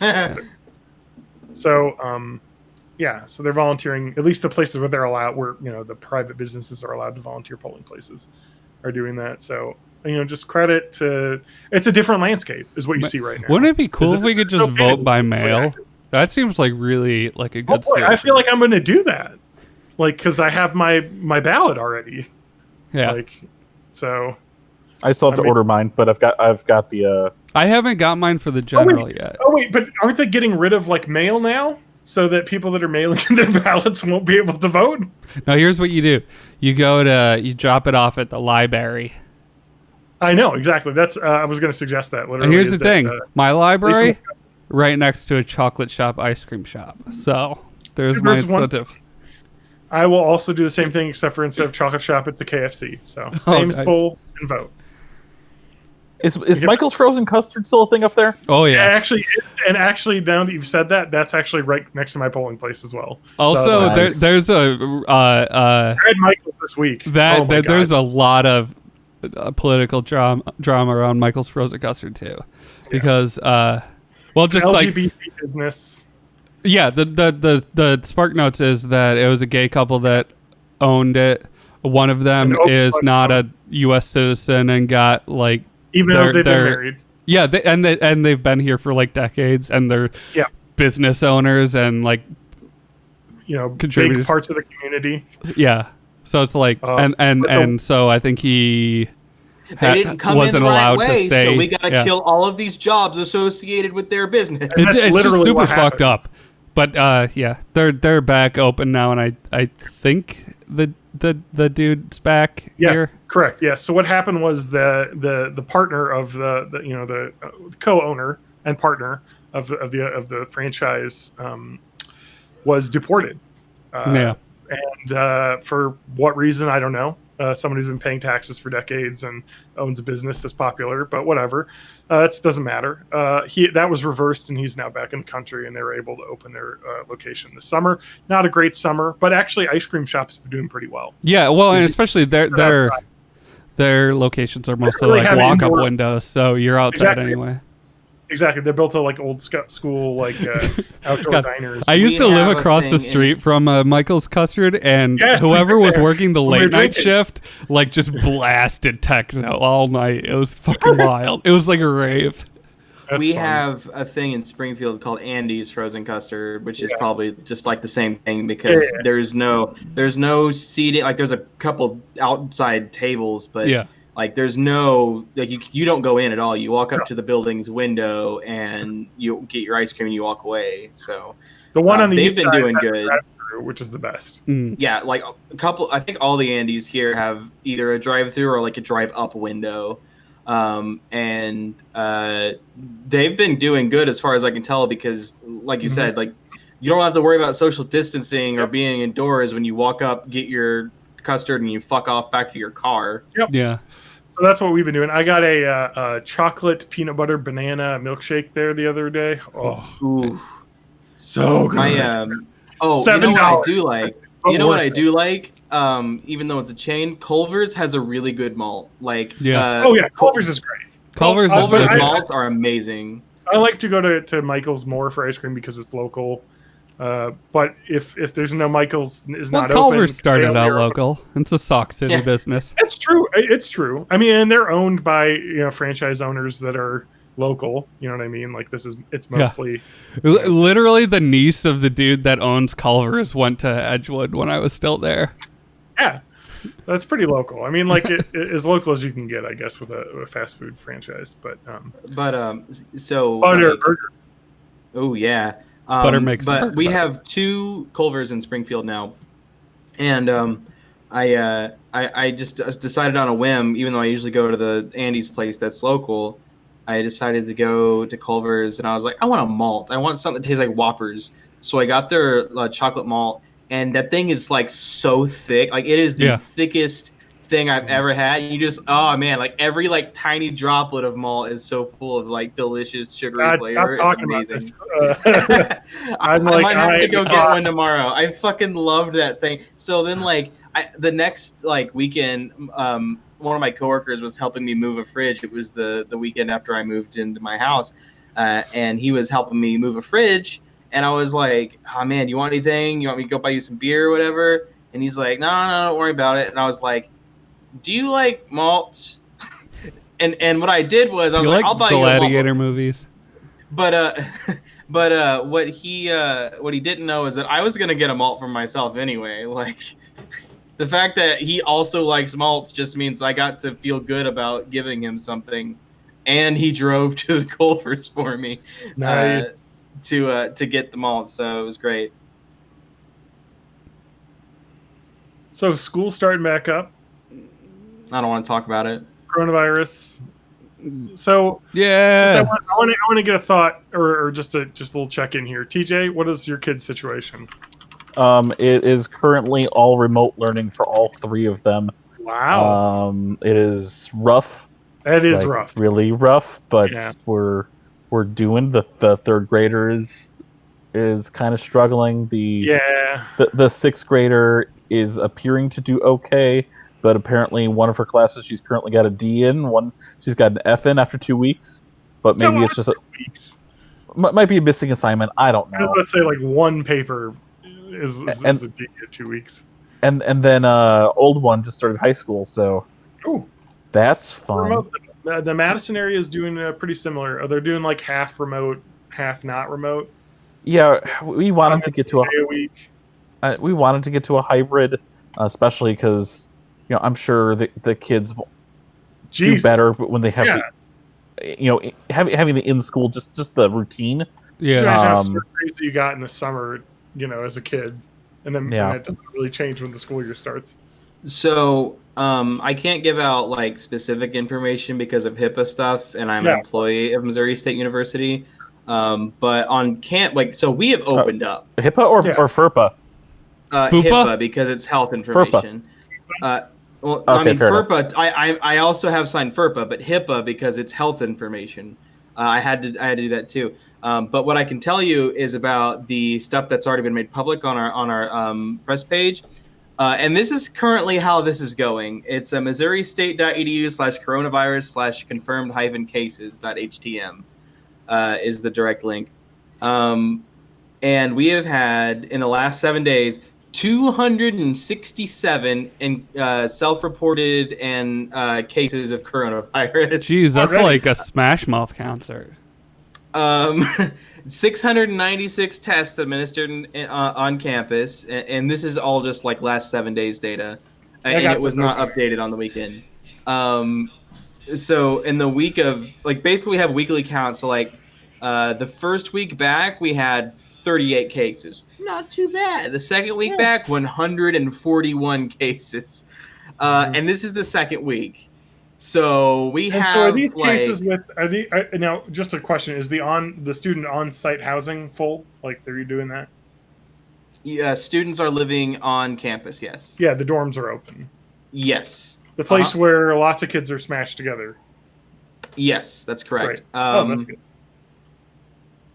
And so you can see there's confirmed cases reported down as of update, and it has the updated. So updated 4 p.m. yesterday. On the 27th alone, there was 87 students who tested positive, and I cannot fathom this slowing down at any rate at all. Now, Spanky, I know you wouldn't get this, but I know everyone else here would, including Matt, who's not even by his computer. But you put a bunch of college kids on a campus, and they do nothing but fucking. That's just what they do. It's what happens. Everything's going to spread. Kids, I'm aware of this. Okay. Yeah, I know that's what they do. I just feel terrible. I mean, I couldn't imagine being a college student right now. On the one hand, I do feel bad for all the students of every grade and in college who are this is a formative moment in life that everyone relates to. Yeah. That everyone relates to, and I'm not experiencing it. And you know what? I do feel. And no, John, you can do a lot more than 4 years if you drop out a few times. I got 4 years. Ask Matt how many years he was in college. I am technically still in college, I guess, considering I work there. I do feel bad for them. And on the other hand, the university, I don't know. I don't think I'm allowed to say anything that would be that they. I don't remember what they've said publicly is the only thing. But basically, they have decided to open up and before that decision was made, it seemed like we were gonna financially be fine. But we decided to make it anyway in order to extra be. And I understand that from a hierarchical perspective. I also understand that most of the board of governors who makes all these decisions are fucking Republican donors and shit, so they can eat my ass. Mm-hmm. Yeah. So that's good. I don't have any kids and I'm not in school anymore, so I work from home. Luckily, I work from home too. I'm not in any danger of getting coronavirus from the amount of people who are testing positive on campus, except for the fact that testing positive on campus means that they're probably infecting people who go to fucking like Menards or something as well. Basically. So it's just making a mass of infection in your city. So and this is just Missouri State. There's also like Ozarks Technical Community College, Evangel University, which is one of Ted Cruz's favorite places to speak whenever he runs for president. Then like there's I think there's like one other school, but I don't remember what it is. James River something. Like there's a bunch of like Christian schools and shit. We're very close to Branson, which has I forget what is it. It's C of O, College of the Ozarks, which you may read about in religious articles like, this place is the last good place that you can go and send your kids, because if they drink, they get fucking expelled. If they fuck, they get expelled. You say that, and there's more fucking happening at those places than at regular public colleges. You do chastity checks. Yeah. Well, it's the Catholic loophole. Look, it's not fucking my job at the university. My job at the university is to inspect every woman to ensure that their hymen is still intact. Jesus Christ! So that we know that shit probably exists somewhere. So one of my friends went there, and she's told me a lot of stories about it. And it's basically like students are so up their own ass about like not getting fucked that they report people who they know who did get fucked, and like just getting reported is all it takes. They're like, hey, have you read Nathaniel Hawthorne's The Scarlet Letter? Let's make that our university. Yeah. Like, no, literally. And then like if you're 21 years old and like over the summer when classes aren't happening, you get a picture taken of you where like beer is in frame. Beer is in the frame of the photo, and you're not like insinuated to be drinking it. You get fucking expelled if you get reported for that. Like, it's a nightmare. But as you can imagine, they're extremely right wing, and I'm certain that they are not enforcing masks. They're not enforcing anything like that. So hopefully, with any luck, Branson, Missouri, everyone in that town will just fucking die. Like, they'll all die. That's the There's weird probably thing. a couple people there who don't suck, but they're worth sacrificing, trust me. That place is a hellhole. That's the crazy thing about when you politicize a pandemic. You're just killing off your supporters like to a disproportionate amount. And if like, oh man, it's really fucking morbid, but it'll be weird to see like if there's a difference in death toll that breaks down on political ideology. That's just so fucking like crazy to try and comprehend. I think one thing that like people who are like, I'm apolitical, I don't want to vote, they're gonna be dying for certain, because they're also like that. Nah, I don't think this thing's real. I don't really like, so like those people will be dying, but they don't vote anyway, so you can't really measure those people dying on the effect of the vote. Mm-hmm. So and then of course there will be people on the left who die just because they've been infected, and then there'll be people on the right who die because they go to COVID parties where they cough in each other's face to own the libs. They go to karaoke or Smash Mouth concerts. Yeah. Oh man, I still support Thanos thing this country. It just everyone's do it. Yep. What's it called? Let's do it again. Yeah, I forgot what it was. I think it's just called Did Thanos Kill .me. The problem is when you start talking about Thanos, then you it's a very short leap to get to eugenics. And that's I was Thanos Kill .me. Yeah, I was slain by Thanos for the good of the universe. I was spared by Thanos. I was slain this time. I'm dead. I was spared. Oh wow! Yeah, all right, so look forward to the new podcast with just Matt and Spanky. Yeah. That's great. It's 50% of the podcast. Yeah, and it's also going to be like the more positive half of the podcast, and we won't ruin your favorite celebrities that you don't know anything about for you. Yeah, I will be protected by a cloud of ignorance by not knowing by not going on Twitter and not knowing what any celebrity opinions are. Can you imagine a podcast, the two white guys who don't have a Twitter account? Has that been done yet? I don't think so. Are white guys in like their 20s and 30s? I don't really know how old you are. Allowed to do podcasts?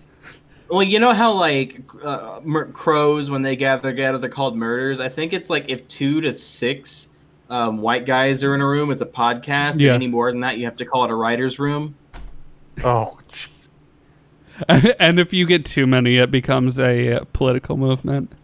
And if you get any more than that, it just becomes a subsidiary of the Republican Party, Yeah, a republic of white dudes. or it's a political action committee. Yeah. Oh, man. I've been listening to a lot of name the has to be dollop. randomized. Basically, back. like the name of it has to be randomized. It I just have to gets get a put drink. through like a patriotic words generator, and it gets pack at the end of it. So you could be like United Pack or Eagle Pack or some shit like that. This has to be a thing. Yes. Okay. Super PAC name generator. There we Really? go. It exists? Realize the Amber Waves is my super PAC. There you go. Sublime Doing What You Want Collective. I actually like that one. That's a pretty good one. Oh no, bring back the drug war. This is perfect. Raise Our Future. This one's. I got one here. Slam Dunk the Eagle Fund. Yes. Perfect. Fuck Hold that on. Eagle. Let me get some patriotic music going for this, because I gotta do a... Wait. Synthwave. Get a synthwave like some shit like that. Do they have that?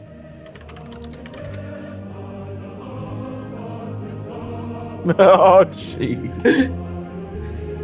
I played our national anthem.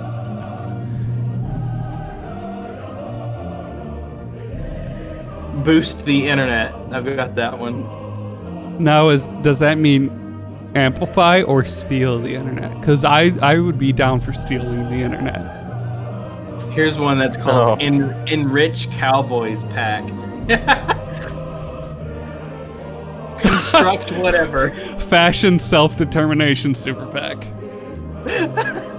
Escalate Here we go. We can capitalism. all get behind this. The Start Chill Time Super PAC. This one's just called Escalate Capitalism. Nope. Fuck that. Here we go. Erect Recess. I had a couple of those in middle school, and they were not good. I don't want to know where you went to school. Enrich Free Pizza Squad. Here we go. Sublime Not Being Tread On Collective. I don't know what this first word means, but the ebullient free speech herd, like a herd of cows. Show us apple pie super PAC. I like the ones that are super vague, like Renew the Union. Yeah. I'm sure that exists. Oh, yeah. We found a super PAC generator. Fashion free speech Holy super state PAC. goal. Go ham on endless summer super PAC. Raise the birth certificate. What?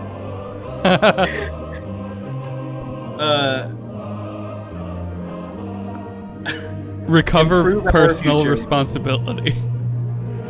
Aggrandize free market super PAC. Cure free pizza. Improve astronauts. Help All right. apple pie mob.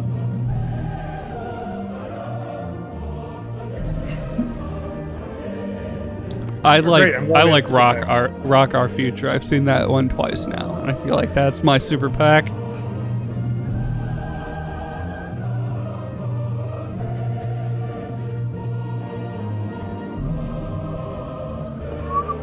Hey, do you guys have you guys ever heard of the show Avatar? No. One thing, guys, before we get to that. I've got a Reddit ship. Yeah. Ding ding. Keep the music going, though, Matt. Oh, okay.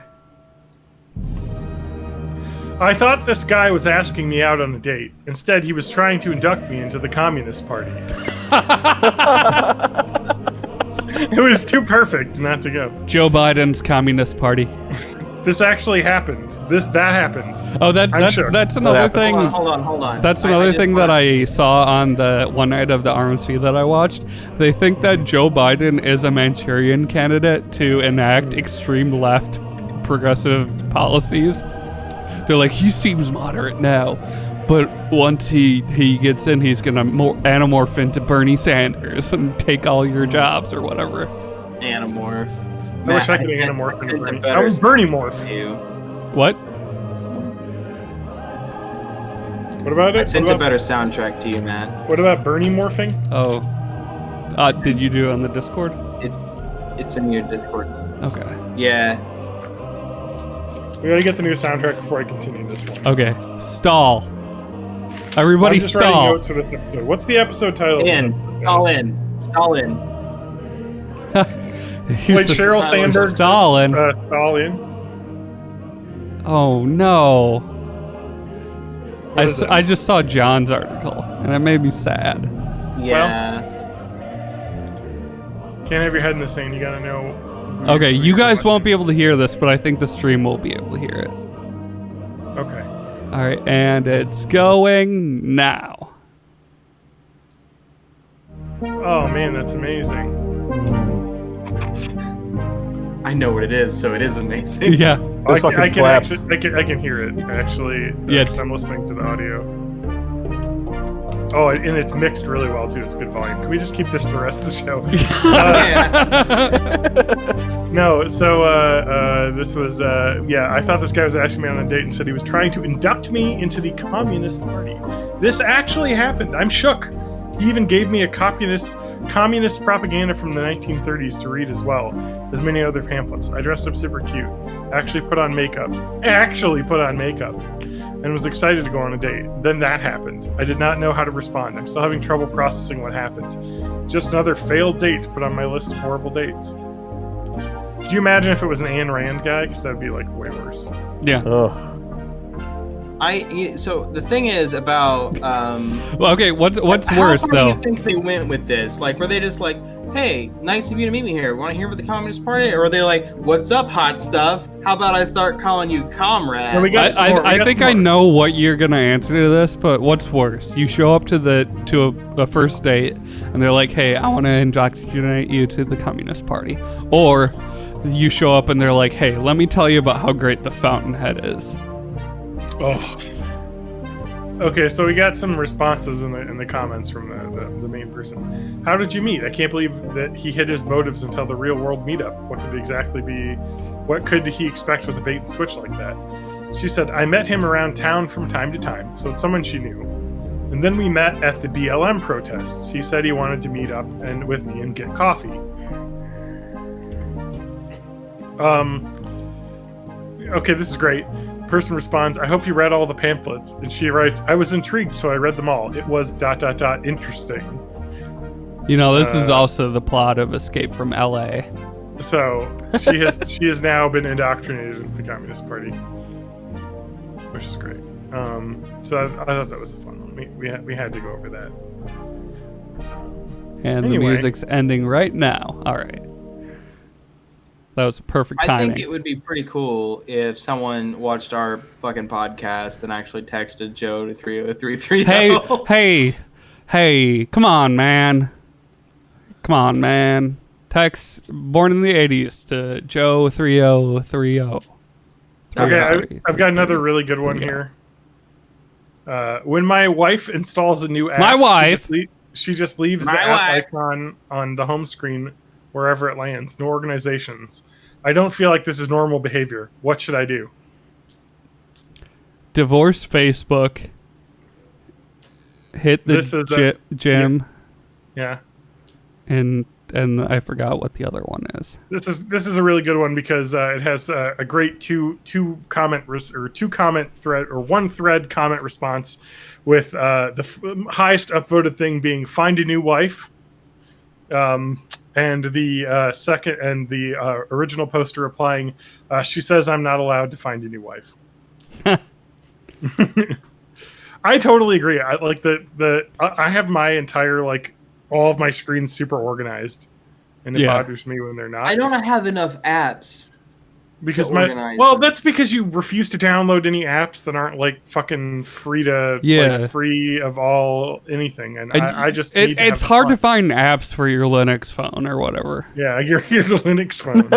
It's called a Pine phone, and you can actually get one of those. Yeah, your open source software. Well, that's Android. No, it's not Android. Android doesn't work without. Yeah, barely. It doesn't work It at all without. Fight. I'm not saying it's not as open as it maybe could be, but it's definitely available for anyone to use on their device. Get those nerds! Nerds! Android does not work on any devices without Google's proprietary services. So, like, it may as well not even be open source. Better than, I mean, I can't use my Apple service on the other thing. Pine phone. Let me look Junior at this. Gamer in the chat says my desktop looks like my room, and that could really go either way. I don't know. If you want a pretty phone, you should look up the Librem 5. I think I am the opposite. Like, okay, but what if I want a phone that works? My desktop is clean. My room is a mess. I can control one. My phone desktop is pretty good. My computer desktop is a fucking mess. Mine's actually not too bad. I actually go through and clean it up. There's my actual physical desktops are also terrible. Oh shit, dude! I just saw on my desktop I have a Frog Fractions Game of the Decade edition link. I gotta play that. I remember I gotta play that. I talked about that last week. Go to pine64.org and Alexa, look the Pine phone. And it is the most Linux ass fucking website ever made. Would you guys hold on, sorry. How much is a Pine phone? I want a Pine phone. So this is my go home. This is my Pinebook Pro. Boo! Nerd. Get those nerds! Oh, dude, the Pine phone. Get those nerds! Get those nerds! The Pine phone is $200. Is it made out of actual pine? No, but I'm sure it's $200. Oh, that's a pretty good deal. Wait, Pinebook Pro? Yeah. I kind of want to get a Linux laptop if they're only $200. You know, with how like obsessed you are with open source software, laptop, but it is $200. So I mean, well, I mean that. Okay, so here's my thought on that. Right? Can I watch like go on the internet and watch like YouTube and stuff on it? No. Can you watch inspirational Terry Crews?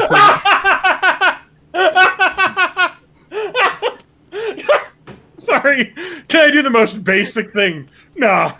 You can probably edit a text file. Spanky, I'm surprised that you're like. I'm surprised that your like a journey into open source software hasn't like slowly converted you into libertarianism. Like, well, no, we that is probably the worst thing about Tech Bros, honestly. Is how much I fucking love libertarianism. So no, I got a question. So you literally can't go on the internet on the thing? I thought you could go on browsers in Linux. I've used Linux OSs before. The thing is specifically the Pinebook Pro. Okay. Doesn't have a graphics accelerator in it. Like, it just doesn't. Ah. So YouTube. Wait, no, but whoa. But it has a fucking webcam on it. Yeah. How could it not have any sort of graphics? Acceleration. Graphics acceleration. Basically, like an integrated graphics card. All the graphics just go at exactly the same speed. Do you remember like cheaper laptops in like the late 2000s? Yeah, that had like the Intel GMA graphics. Yeah. Like that. They still make those. Well, they're a lot better now. But back then, they did all the graphics without any like integrated circuitry, just through the processor, the CPU. That is how the Pinebook's processor works with its graphics. So it works great until you try to play like a 60 frames per second video at 1080p, which is just too much bandwidth for the processor to handle. But you do get like 10 hours of battery life. The weird thing about this is that I'm just saying this is that the USB-C port on the Pinebook Pro, apart from being able to transmit data and charge, which is awesome, USB-C for life, is also capable of digital video output up to 4K at 60 hertz. How can it do that? Okay, are you looking at the Pinebook Pro? Yeah. All right, so maybe it's a newer one. No. It's the one I've got. So you need one of these, which is a adapter. So I have like a little adapter. But so that is the communication between the motherboard and the monitor. That Okay. is hardware level. The when you go to YouTube and watch a video, that's So what video are you outputting if it can't play video? okay. So it can play video, like it has a desktop. It's got a 10. But I can't go on a website and watch a video. No, because what that is software decoding. It's decoding video. Decoding fanning. So I can't stream video to this laptop. You can. Will it turn me It's into just gonna Ninja? be a low frame rate. Can I be Ninja with this laptop? Yeah, you can. You guys, I started playing Cookie Clicker again. So I got a question. I was so Do bored I- with this Pine Book stuff, I started playing Cookie Clicker. Spanky, should I get the ISO keyboard or the ANSI keyboard variant? I don't know what that means. The ANSI keyboard variant. Okay. $200. So I have a couple All I of Am want I to the do on it is asshole? watch videos on YouTube, and I can't do that. It Fuck you, probably will asshole. not do that very well. No, I use this for like work stuff. Yeah, let me do this. So it, hold on. The fuck are you assholes doing? Thank you. I already have a laptop, but my point is that basically I like. you're to use just a gonna have to tablet. talk over John. He's gonna No, keep no, going. no. I just want to end this. The whole reason I brought up the YouTube thing is that I like to watch YouTube on like a screen that's not my phone while I lay in bed sometimes, or like any like streaming service. But a tablet is like $500. When And John says YouTube, this would be he really cheaper, means except for that it can't do OnlyFans. what a tablet can do. I'm sorry. That's all I have to say. It's not Linux's fault though. In this case, it's the fact that it's bare bones $200 worth of hardware. Okay, that's it. What's my asshole doing? Okay. DJ, talk to me about my asshole. I will talk to you about your asshole. There's a clip. I'll eat your ass. I'll eat your ass. I'll eat your ass. All Thank you. right. All right. Do you think Alex Jones would be a generous lover? No. No. Yes. The asexual Yeah, person asexual. agrees. I'm sure everyone he knows has a DAP. So we got this. All right. DAP makes like Oh my plumbers God, talk. Am I the asshole for asking my husband to turn down his dream job for my career? Yeah. Definitely. No. All right. Let's get into this. Yeah, let's get into this. I'm going to be vague for privacy. I'll reasons. eat your ass. Sorry. I gotta put my. I'm Alex Jones with glasses. I was trying to kill a fucking fly. It's been bugging me.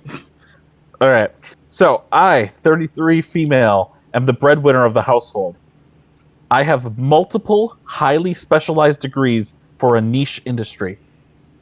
I make 200,000 plus with the potential to get in the 600,000 to millions range.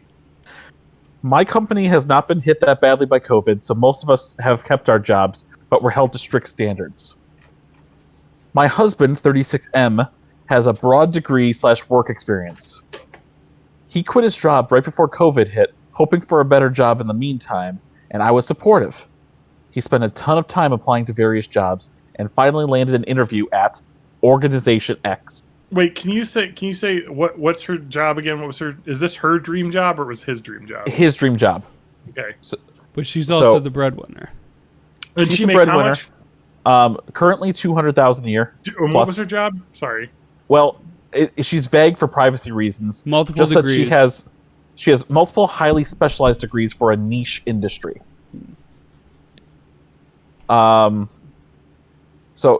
So this Organization X, that is his dream job in almost every imaginable way, but I can't be detailed. However, it's paying about 65,000 a year, which would be fine, except this job directly puts my job stability at risk. My company and this organization are adversarial at best. My field is extremely secretive, and if clients discovered my spouse was working for a competitor, I would be permanently tainted. Funny, because we're talking about assholes. Ew. eh, Oh, I wouldn't be able to Change get in. the asshole. I wouldn't be able to get a job in the industry forever. I know this sounds like an exaggeration, but I promise you, it absolutely is not. It would be like if I worked in protecting the privacy of celebrities and he worked for TMZ. Okay. If he tapped my car, got into my work devices, he could use that to advance his career, and any trust I have in this field will be gone. okay. Even if I trusted my husband not to do that, my clients and company won't. Worse, because my background is so specialized, this is the only field I can work in. I asked him to drop from consideration for this job, since if he got it, we'd lose my income. This is so insane that she's not giving any details about this. Yeah. Yeah, I It's feel like just, you it gotta, makes it really difficult. 65,000 a year cannot support us in this city. Plus, he does not have to work for this organization. Even if the job market is awful right now, his background gives him access to a wide range of jobs. So But she I works only for the NRA as like a lawyer, and he wants to get a job for the ACLU or something. probably No, this is Kellyanne Conway and her husband. His name I don't know. George Conway. George Conway. George Conway. Conway Twitty. Conway Twitty. Yep. You know, Joe Rogan with the mohawk's pretty cool. I gotta give it. Yeah, if only the bastard could grow hair. All right. So he was I extremely love how angry. these all just freak out when you try to drink anything. Yep. Oh. He was wanna extremely angry and said, "Oh, oh, that is great, John."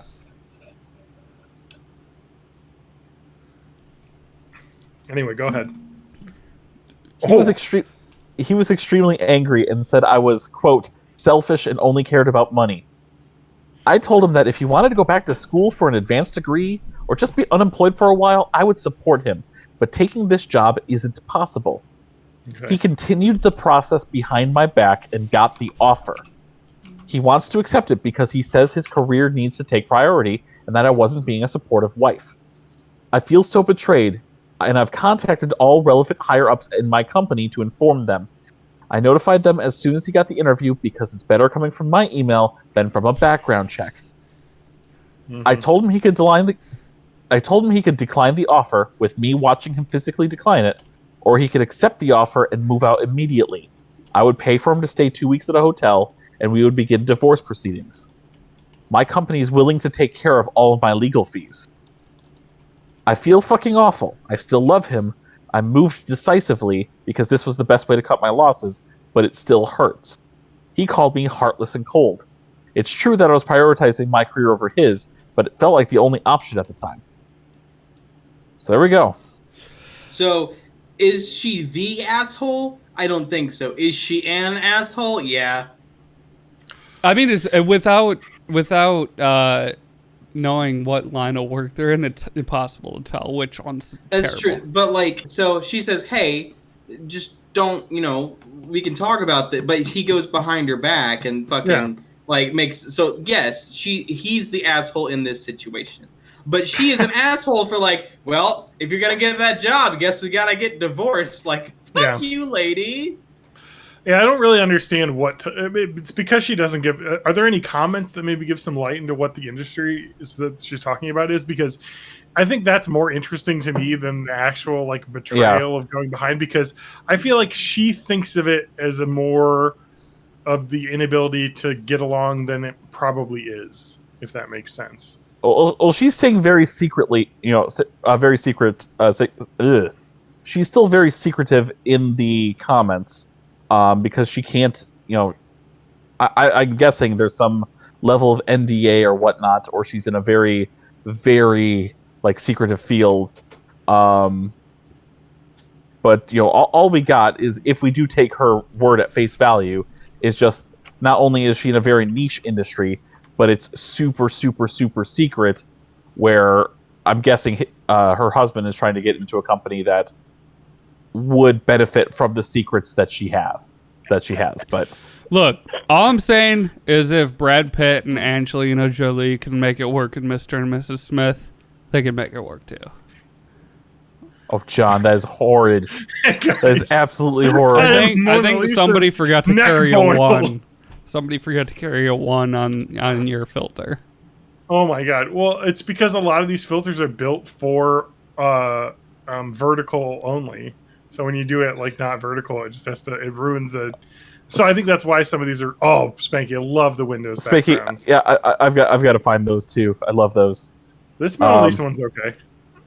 Anyway, I honestly, it's just like one of those things that is like you ask people online for help and you give not enough information. And then, like a lot of the "Am I the assholes?"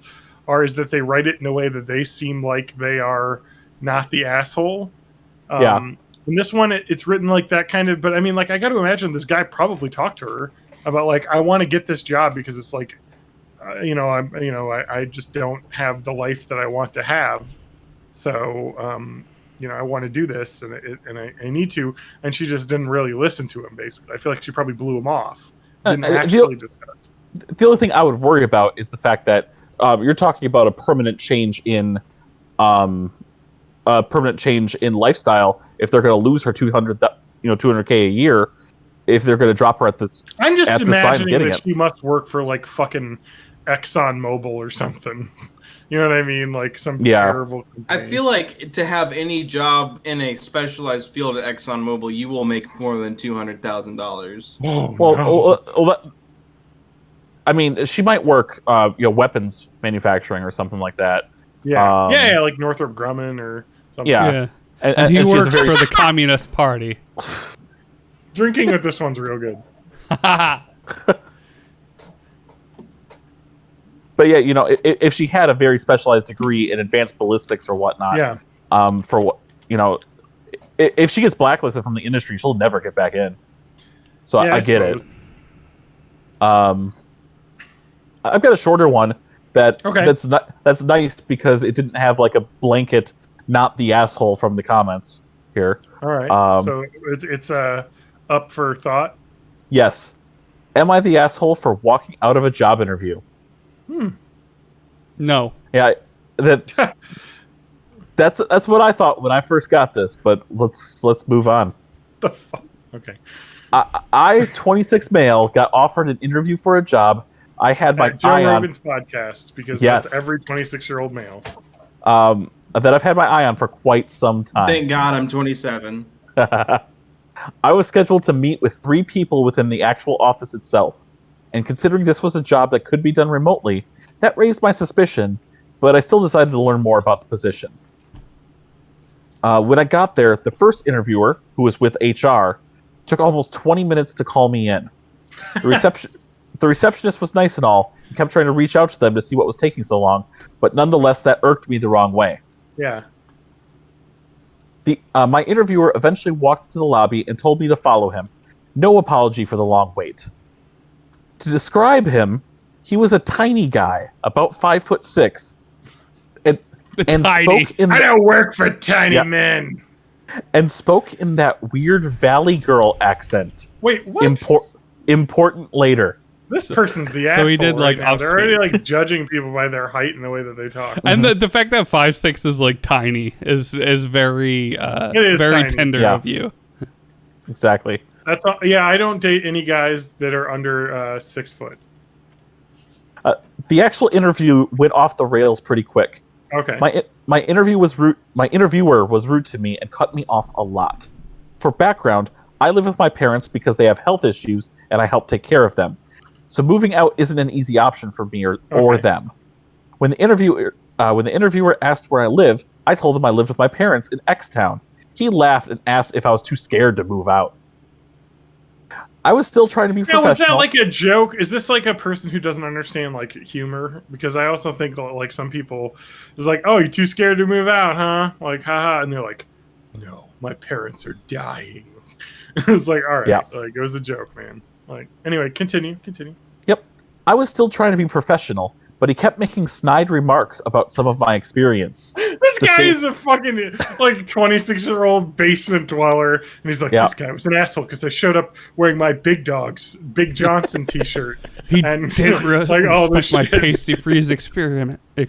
Yeah, Yeah, what kind of a fucking weirdo shows up in their Engine X T-shirt to this programmer interview? So yeah, I kept making snide remarks about some of my experience, the state school I went to, etc.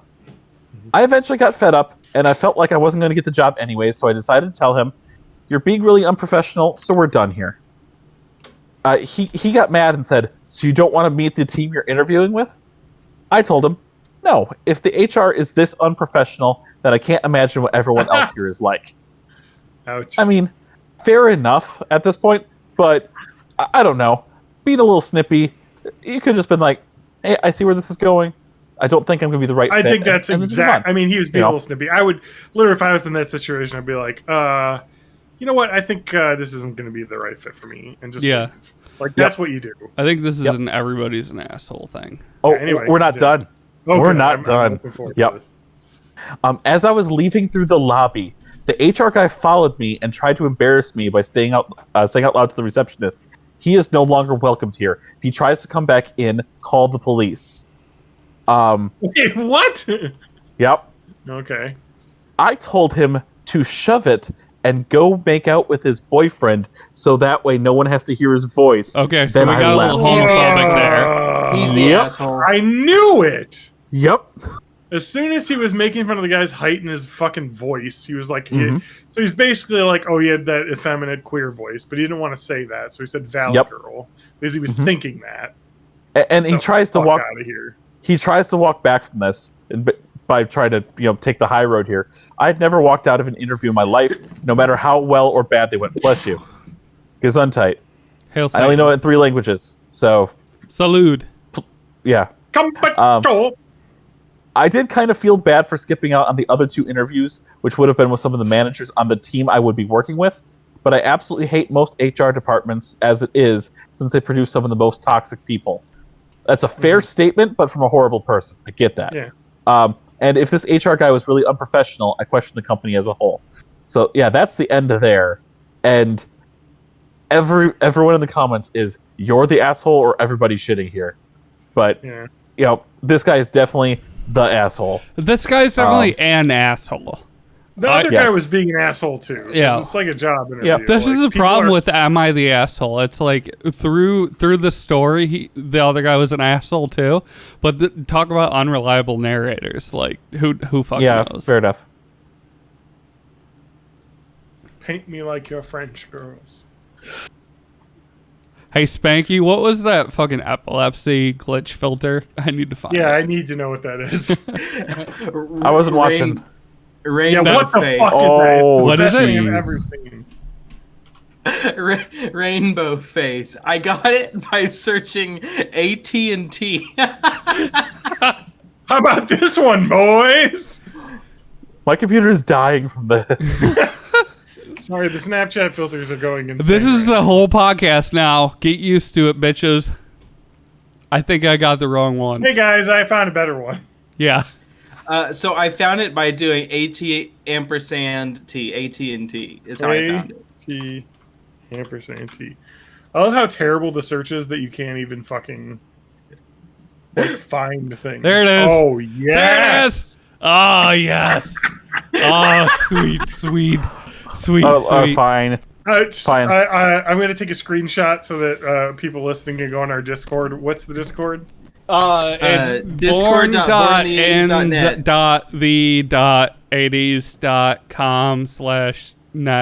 born.80s.com/net.use-group. Okay, so you don't actually know what it is? It's Hold on. discord.borninthE80s.net.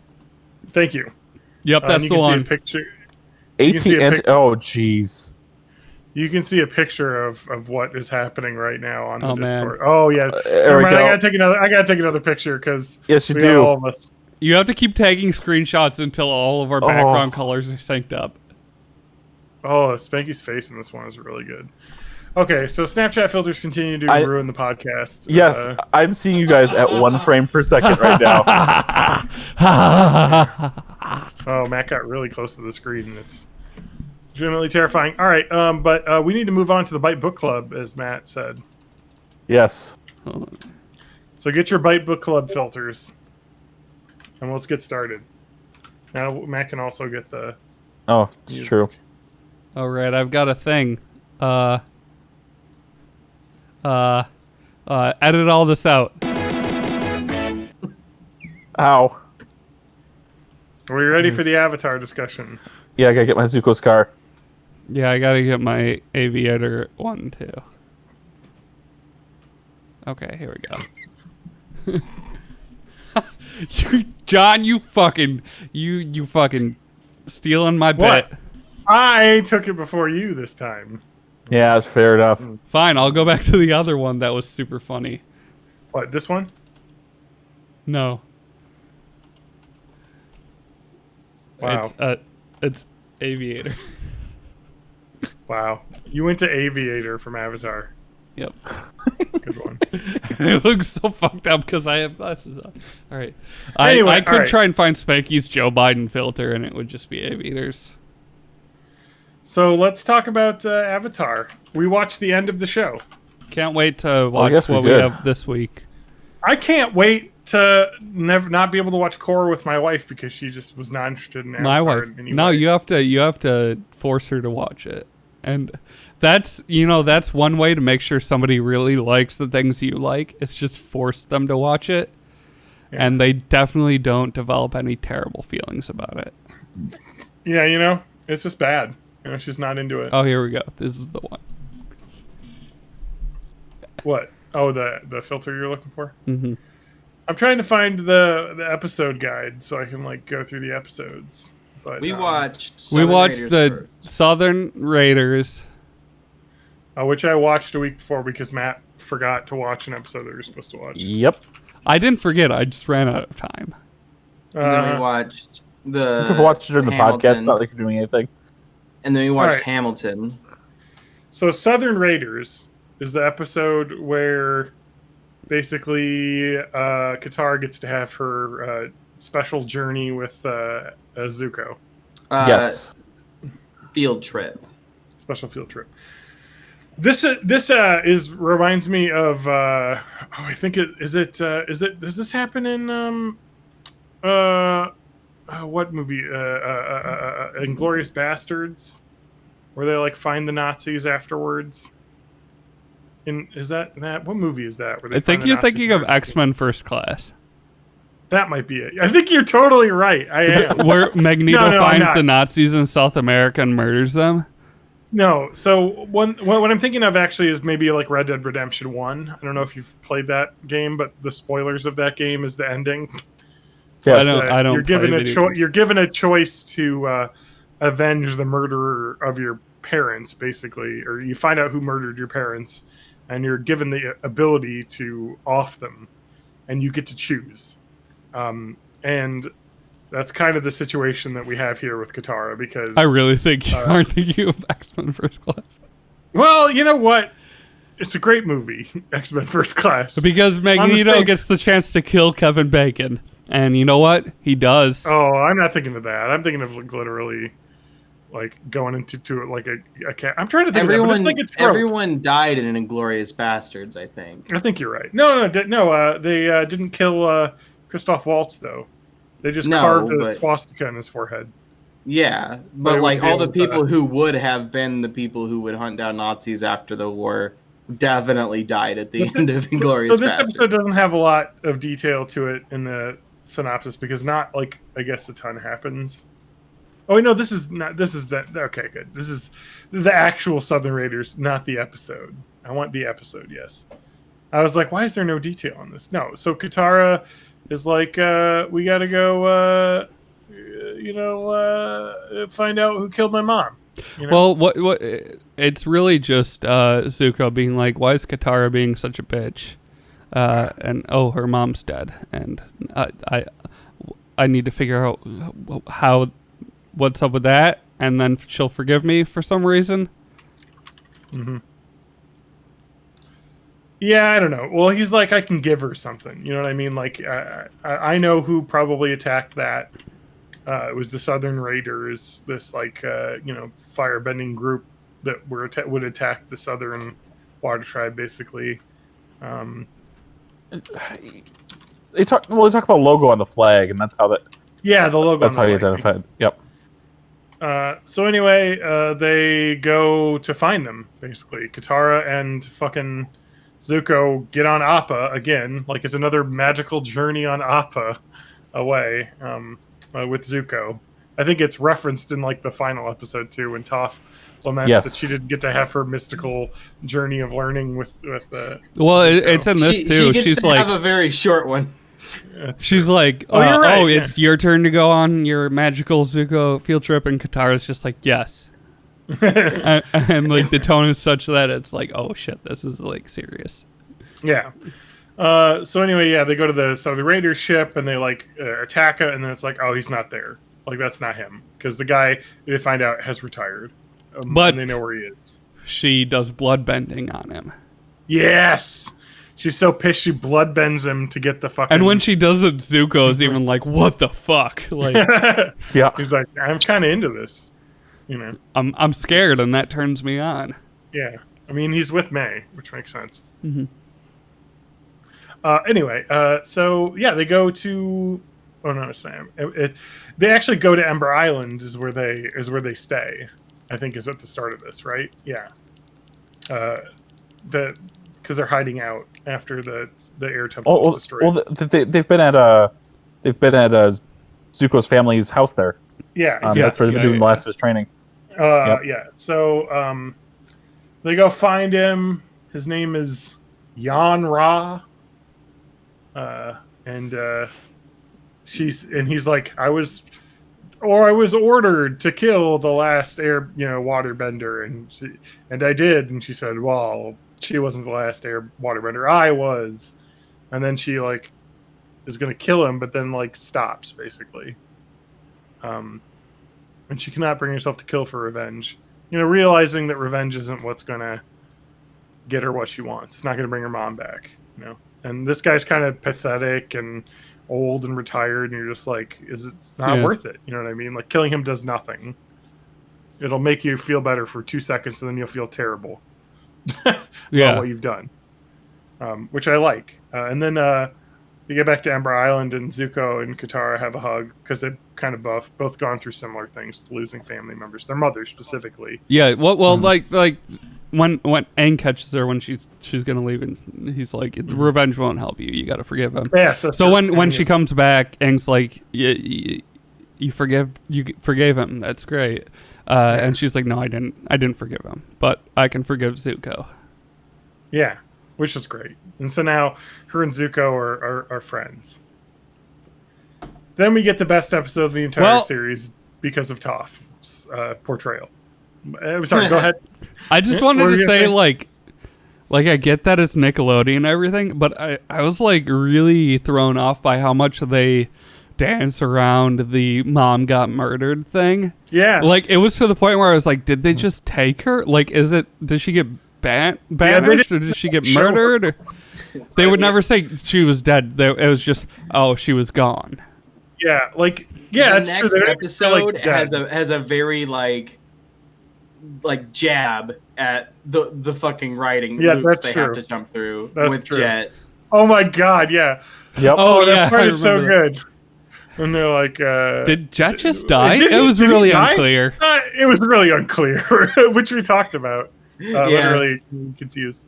So I think that's a little poke fun at themselves, which is nice. But I mean, it's a children's show.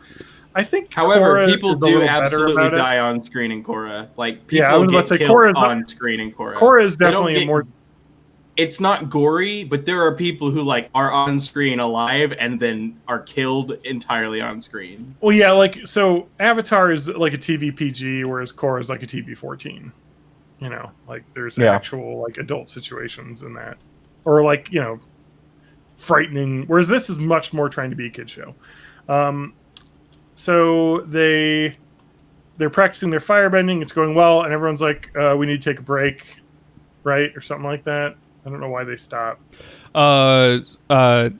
I think because Sokka Aang finds is the actually poster. not going to fight Sozin. Like the plan is, we're not actually going to fight him on Sozin Comet's Day. We're going to wait until he's done and then fight him once Aang is better at firebending.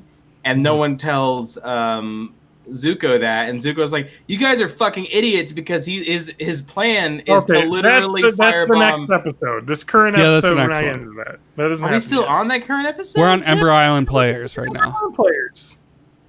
That where Aang is played by a small woman. We're And on. This is that same episode. No, not the nope, same nope, nope, episode. nope, nope, nope, nope, nope, nope. You I just watched them all today. today, so it's blending together.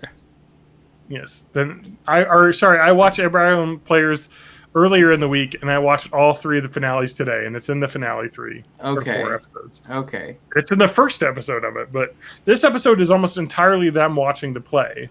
Yeah. Yeah. Because they're like training. Oh, it's just Sokka and Suki are like, hey, we got this poster about this play called The Boy in the Iceberg, and we got to see it because we got to see a play, basically based on ourselves. And Zuko's like, you remembered and saw The Love Amongst the Dragons, and they butchered that. So the play is like, they're terrible, is what he's saying. But anyway, Well, so I go ahead. The whole idea is that they wanted to see it because they wanted to see how the fire people think of them. Yeah, exactly. And so, yeah, it's pretty funny. Katara's person is like extremely like over dramatic and always talking about hope. Yeah. And they're like, she's like, I'm not like that, am I? And it's like, and then Sokka's always cracking jokes, but they're really bad because it's just about how he's always trying to eat, which is somewhat true. I feel like for Sokka, but Yeah. that's true. Iroh's actor is short and fat. He's always talking about eating as well, which is funny. I like the depiction of Zuko. He has the scar on the wrong side of the Yeah. face.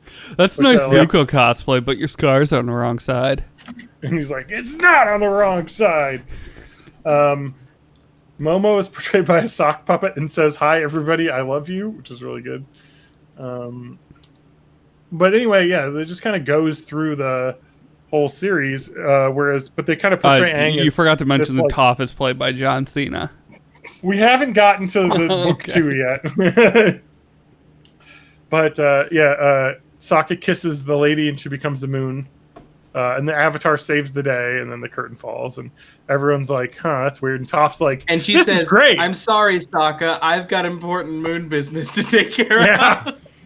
You didn't tell me you made out with the moon. Shh, I'm trying No. to watch. She has important moon That part was duties. so cute whenever Yeah. Sokka was getting emotional over that. I know, which is like, so Toph is just like, well, they're like, well, you don't think it's ridiculous because they haven't portrayed you yet, and she's like, oh, I suppose you're right, but then they portray Toph as this huge burly dude, and you're just like, what is she thinking? They cut over to her and she's just smiling ear to ear, and you're just like, that tracks. I wouldn't have cast it any other way. Yeah, this fucking giant dude playing Yeah. Toph.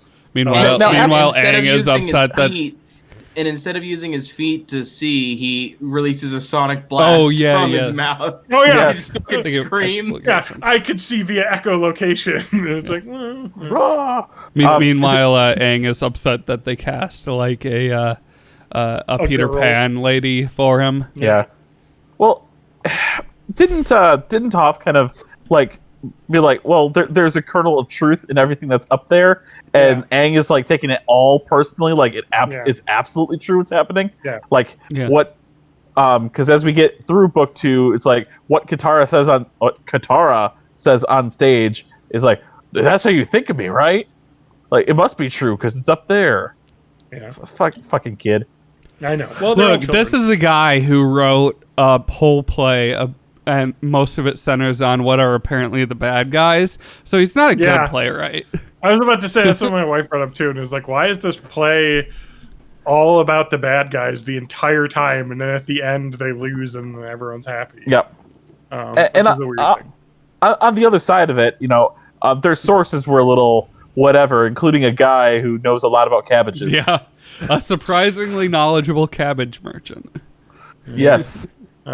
So they have another intermission, basically after like the events of the second season, and they have an intermission, and everyone's like, "Oh, I think there's a point where Zuko and Katara are in love there. Yeah, that's what happens. Yep. And then Aang's like, you only think of me as a friend, like the character on the thing does. And she's just like, and then he hoped that they would be together after the invasion.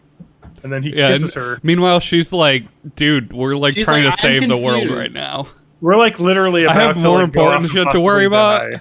So She's like, I'm confused that I don't want to do relationship things before we might die. Okay, let me kiss you. No, god damn it. And Suki and Sokka sneak into the back and give the guy who plays Sokka some lines, which he uses in the second half. And Yes. Sokka's a natural joke teller, so it works out well. Suki and Sokka definitely fucked in like the last episode. Yeah. Oh yeah, Oh, dude! yeah. Holy Yeah. shit! Yeah, I mean it's fine, good for them. I mean they're gonna die possibly, and they almost die, but we'll get to that. I do like That the was fact the most that racy scene, though. yeah, I would well, like to- it's completely safe because if Suki accidentally gets pregnant, then Katara can just waterbend the fetus out of her. so everything happens, and then they're like, all right, well that we're up to the present, so it's over, right? And they're like, nope. And so then they basically play out the future in going the wrong way. Basically, Aang getting killed by the Fire Lord, Azula fighting Zuko, and killed by Zuka or by Azula, and that's the end. And everyone's like happy, and everyone's just like, huh. And then Sokka says the play was terrible, but the effects were pretty decent, which they were. Yeah. I like the special effects in that. Yeah. All right, we got to move on because we got the four-part finale. Yep. The Phoenix King. I actually really like the way this is done because the Melon Lord exists as my favorite character. But they basically Aang and there are this is where what you were mentioning earlier happens basically. Yeah. They're like, why are you being so lazy? Like we gotta like fight. And then they're like, well, actually we're not gonna be fighting him now because we're gonna wait until after the comet so we can beat him because he'll be unbeatable when the comet's up there. And then Zuko's like, and then he spills the beans. Well, this is the actual plan, that we saw him earlier, I think in this season when he goes in to the war meeting, and then you see him decide to leave, basically, because he learned their plot was, no, actually, we're just going to burn the entire Earth Kingdom to the ground. Like we're going to do a genocide. is what the Fire Nation was The going to gang do a genocide. Yeah, so he was like, I couldn't be a part. That's when he was like, I'm out. He does the SpongeBob meme where he gets up from the chair. He's like, I'm out. All right, I'm gonna head out. All right, I'm gonna head out. Like that's what we're doing. All right, I'm gonna head out. So, Matt has to go to the bathroom again. What has he got in the background there? Dude, it looks like he's got toilet bowl cleaner on his fucking I know. I'm zooming in on his thing. All right, so Matt has left the podcast because he has to go like pee or something. I don't know. His looks more organized though in the back. He's got like a shelving unit there now. Oh yeah. Got his keytar there. It does look like he's got a bitter apple. I can recognize one of those bottles. It's bitter apple. You're meant to put on stuff so pets don't chew on stuff. So you can put it on cables. That looks like honestly like a cleaner, like a spot cleaner. I bet for his kitty cats. The squeeze bottle thing looks like toilet bowl cleaner. I mean, maybe it is. I don't know. Let's ask Matt when he gets back. Maybe he just fucking squirts that on his ramen noodles. Oh, you got to keep that bussy clean like a toilet. Okay. Bussy. Why clean the toilet when I can clean my bussy? It's the only thing that blasts in the toilet anyway. So yeah, it's pretty horrific. They're gonna do that. So Zuko teaches Aang how to do lightning redirection because he says he'll probably need it because he's gonna use lightning on you. Shit. What? Wait, did Matt say that or are you saying that? Saying what? Spanky just said he had to take a dump. I don't know. Spanky, can you hear us? No. Let's move on, for fuck's sake. I want to get through this. So the Melon Lord, they make a dummy. called the Melon Yep. Lord, and they do some like fucking fighting practice. And then Aang gets up there, and he's like gonna do the finishing blow, and he's like, I can't do it. Like, I don't kill people. Like, he's a fucking vegetarian. You know what I mean? Yep. So he's like, it's not right. And his whole like thing has been, All life like, is sacred. let's win people over. Like, we don't need to kill. We can, like, you know, win hearts and minds and do the He's right like thing. Steven Universing his way through the series. That is the best part of Steven Universe, by the way. I love Steven Universe. It's just such a positive show that I love it. Yep. Steven Universe Future, the follow-up is not. I have heard some things about the themes in that, and it is interesting, and I'm. I mean, it's excited. still positive, but it's positive in like a realist way, where it's like, wow, this is all a bunch of traumatic shit that I. Yeah, I'm excited to listen to that because it seems like, okay, this kid basically watched himself and his friends die multiple times, and maybe it really fuck you up if you saw that when you're like 12 or however old he's supposed to be. He's very young. So anyway, yeah, he's basically really fucking fighting over this. Like, he's like, I can't kill someone. You know what I mean? It goes against everything that I learned from the monks. You know, all I said. Oh, here we're gonna find out what it is. He said all lives matter is what I said. Oh, is no. what Avatar Aang is all about, right, Matt? Is that toilet bowl cleaner? It's Oh, Woolite couch cleaner. I was right. I said it was a pet stain remover. I have cats that throw up all over everything. I know. So what happened was, first of all, I leave the podcast for like 5 seconds and the whole thing falls apart. But well, you're the glue. No, now your cats are screaming. Well, and now my keyboard tray fell out. That's cool. Yeah. He also had. I had a cat throw up on the couch, and then I had to clean it out. Clean it off. So I cleaned it off with something, but all that did was like take all of the surface dirt and like move it out in a ring. So now I have to try and fix that whole situation. And that's what the Woolite's for. I see. Well, so what you're saying is that you bleached your couch and now your girlfriend's going to dump you. No. Because you don't know how to. No. That's a reference to last week. It is a reference to last last call back to episode 406. Okay, so Aang's like, I can't kill a dude. It's actually a callback to episode 404. And he leaves. All You of don't our have a funnies. 404. Oh! That's the joke. Do you know about that? It's a secret episode. Anyway, he leaves, and there's a small island off the shore, and he's like, kind of like, maybe I should go there. And he goes there and well, he's like out. sleepwalking. He doesn't know that he's going there. Yeah, he like, and then this is a point where Toph states, "Everyone else has been on a life-changing field trip with Zuko. Now it's my turn." And she goes with Zuko on the search because they're basically going to go look for Aang. Meanwhile, Ozai says, "Azula, you're staying here.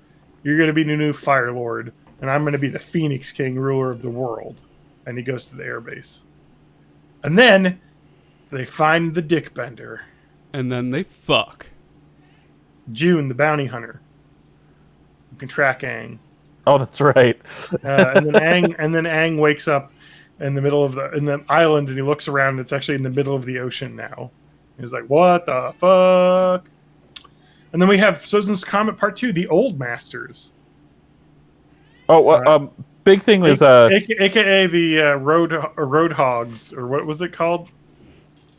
Wild Hogs? Wild Hogs. Wild Hogs, yeah. Of the Avatar universe. Well, you forgot 30 to 50 wild feral hogs. The Dick Bender's animal in the last episode was trying to track Aang's scent. That doesn't happen until the next episode, actually. No, it says it right here.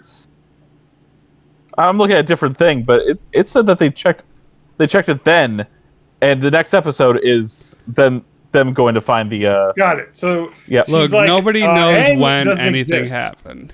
It's just Basically. unknowable. And they're like, Aang doesn't exist anymore, so I don't know what you're talking about. And oh, then he's they're dead? No, if he's dead, we'd be able to find his body. Yeah. It's like, no. And so something's really weird's going on with Aang is what you find out. And then Zuko's like, well, I know somebody else that can help us. And he gets a stinky shoe from his uncle.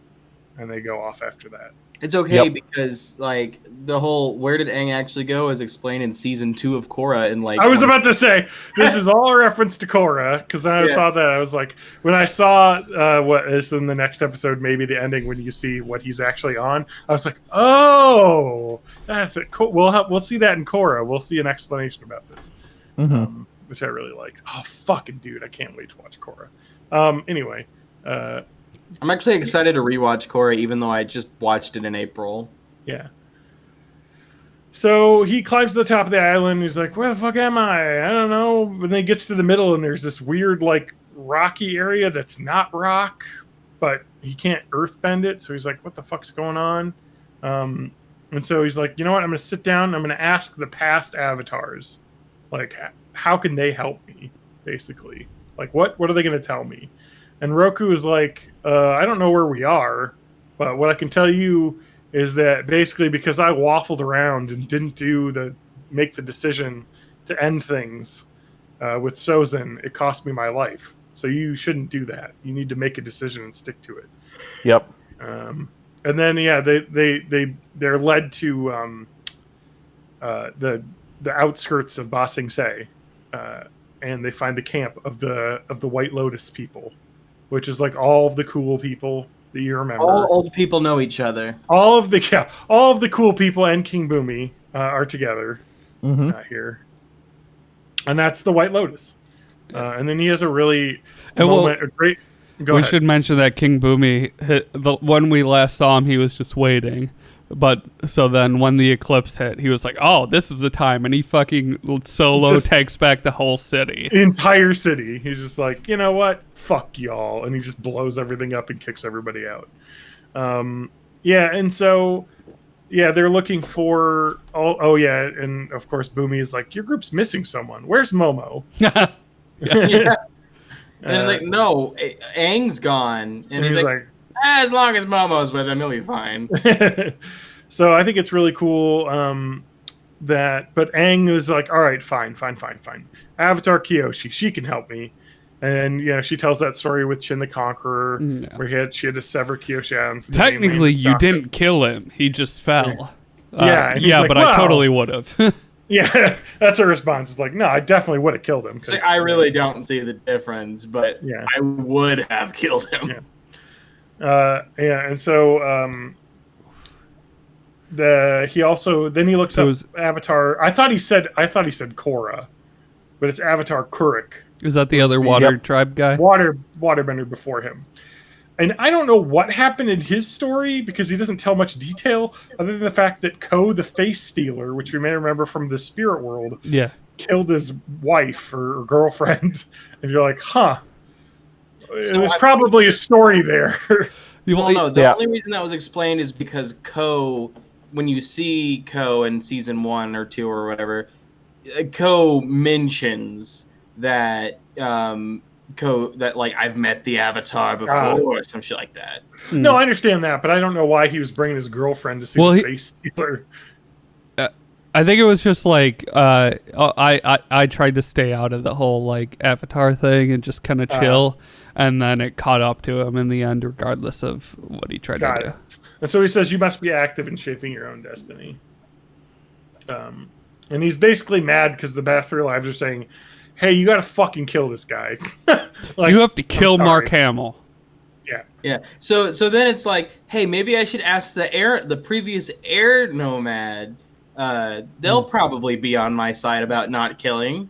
Yeah, the air nomad Yang Chen, and it's a woman, and they ask for her wisdom, and then she's like, yes, you're right. You were taught well. All life is sacred. All lives matter.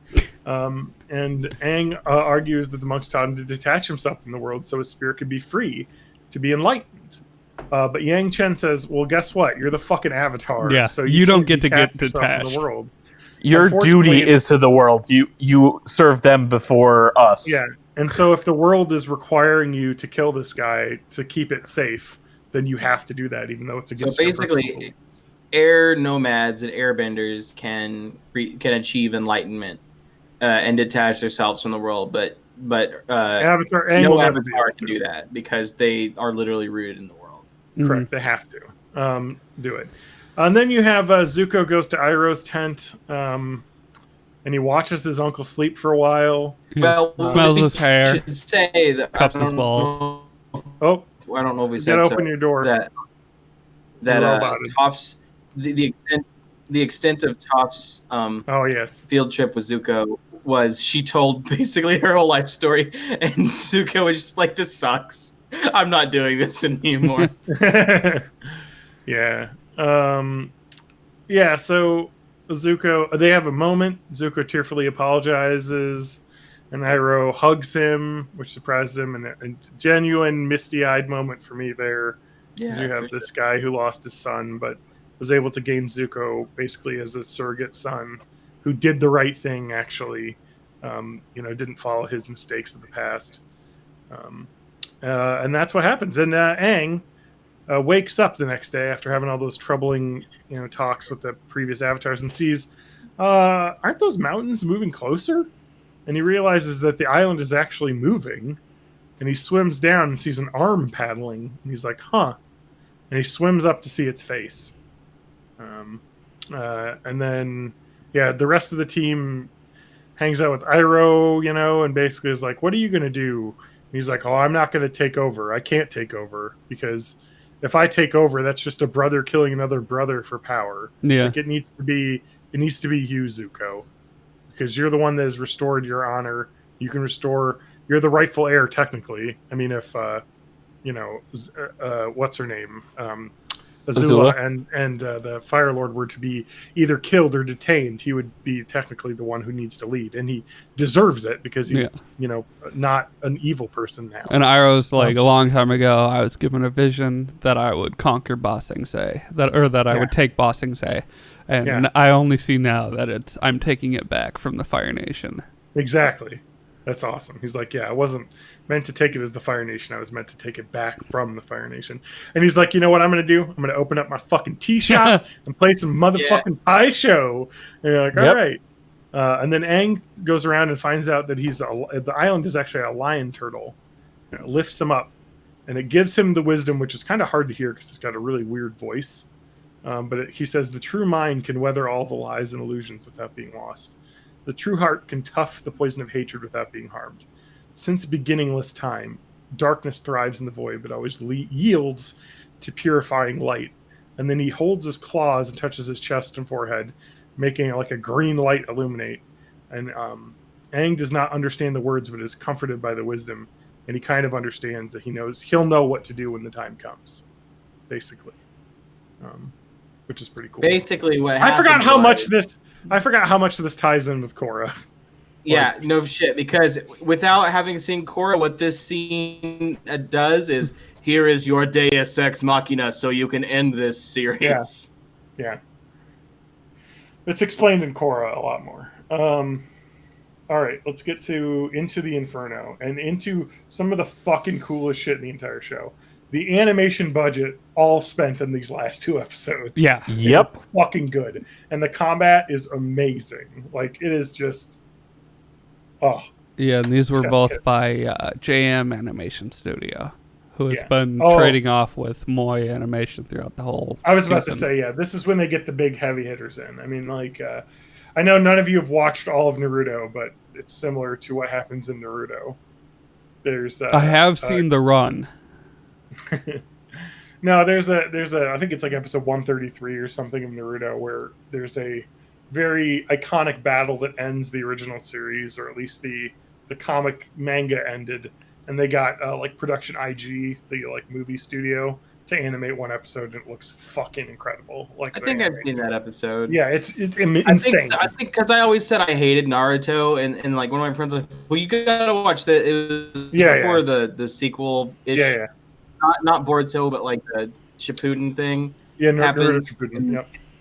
And he's like, just watch this episode. It's like the last one, but you don't care anyway. So just, and it actually is really well animated, but I do not like the show. Oh yeah, the fight scene in that is just anime. I mean, it's like literally it's a ninja fight on a waterfall. Like, yeah, it's good. really cool. Yeah, and so it's kind of like this. They got like the fucking amazing animation in this. I forgot how good this stuff was with what's her name, the evil lady Azula. Yeah, the and- Azula Yeah. stuff is really cool. I was and- infinitely more interested in Azula's descent than the whole Fire Lord Yes. thing. And that's what you kind of see in this episode. Is basically they got their plan, and Sozin's comet shows up, and Zuko and Katara continue to the Fire Nation, where they're gonna face off against Azula, and Aang is going off to fight Sozin, and Suki and Toph and Sokka. Sokka are like, what do we do? And they're like, you know what? We can stop the air fleet, basically, and that's what their job's going to be. And so everyone kind of splits off into their own little groups. And Azula's increasingly getting weird. Yeah. See, here's the thing. When you're a psychopath with no loyalty, you start to think that everybody else is like that too. Yeah. So when you get in charge, you don't trust anybody else. Yeah. Exactly. And so she starts just immediately dismissing everyone for the most minor things. She banishes a servant because she didn't find a cherry pit in the cherries she was eating. And then She becomes a real Karen. Yeah. She banishes the Dai Li for being late, to the meeting. By 5 minutes. She's like, what if someone came in here and killed me in 5 minutes? And they're doesn't she also say like you abandoned? That could happen. Doesn't she also say like you turned your back on the former correct. boss guy? I can't trust you. Yeah, because you betrayed, and they're like, we betrayed him for you. Yeah. But she's starting to understand that leading by fear only goes so far, and leading by fear always leaves the opportunity for someone to betray you, because they might fear someone more than you, which she kind of sees because she did the same thing. So anyway, they infiltrate an airship, and we got like 3 storylines basically happening at once. That part's pretty cool, but I think it's the most inconsequential part of it.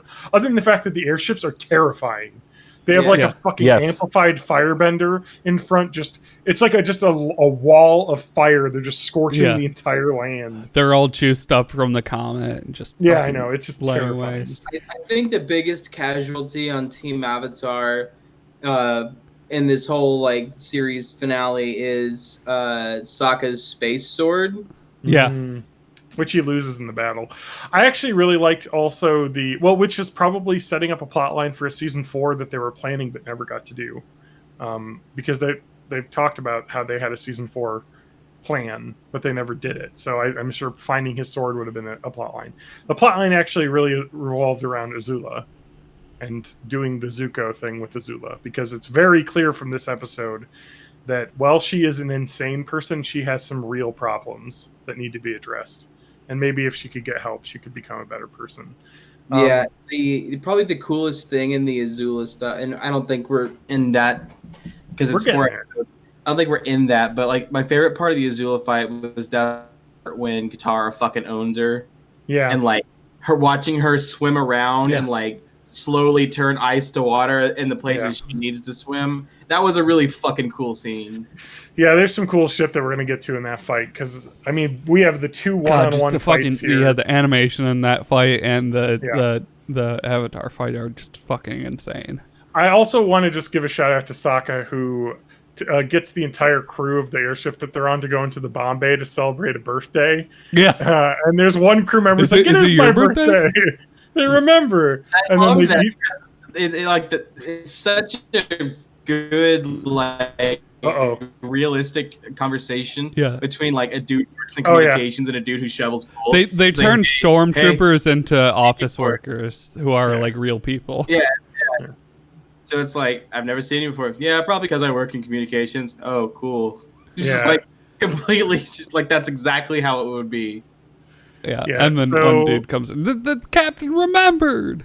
Yeah. So we have actually 4 battles that are happening too, because in Ba Sing Se, the White Lotus people basically and we can kind of speed through this because it's not that interesting, but they a lot of this is very visual. So they're just we describe it. We say they kicked ass, basically. Yeah, they kicked ass.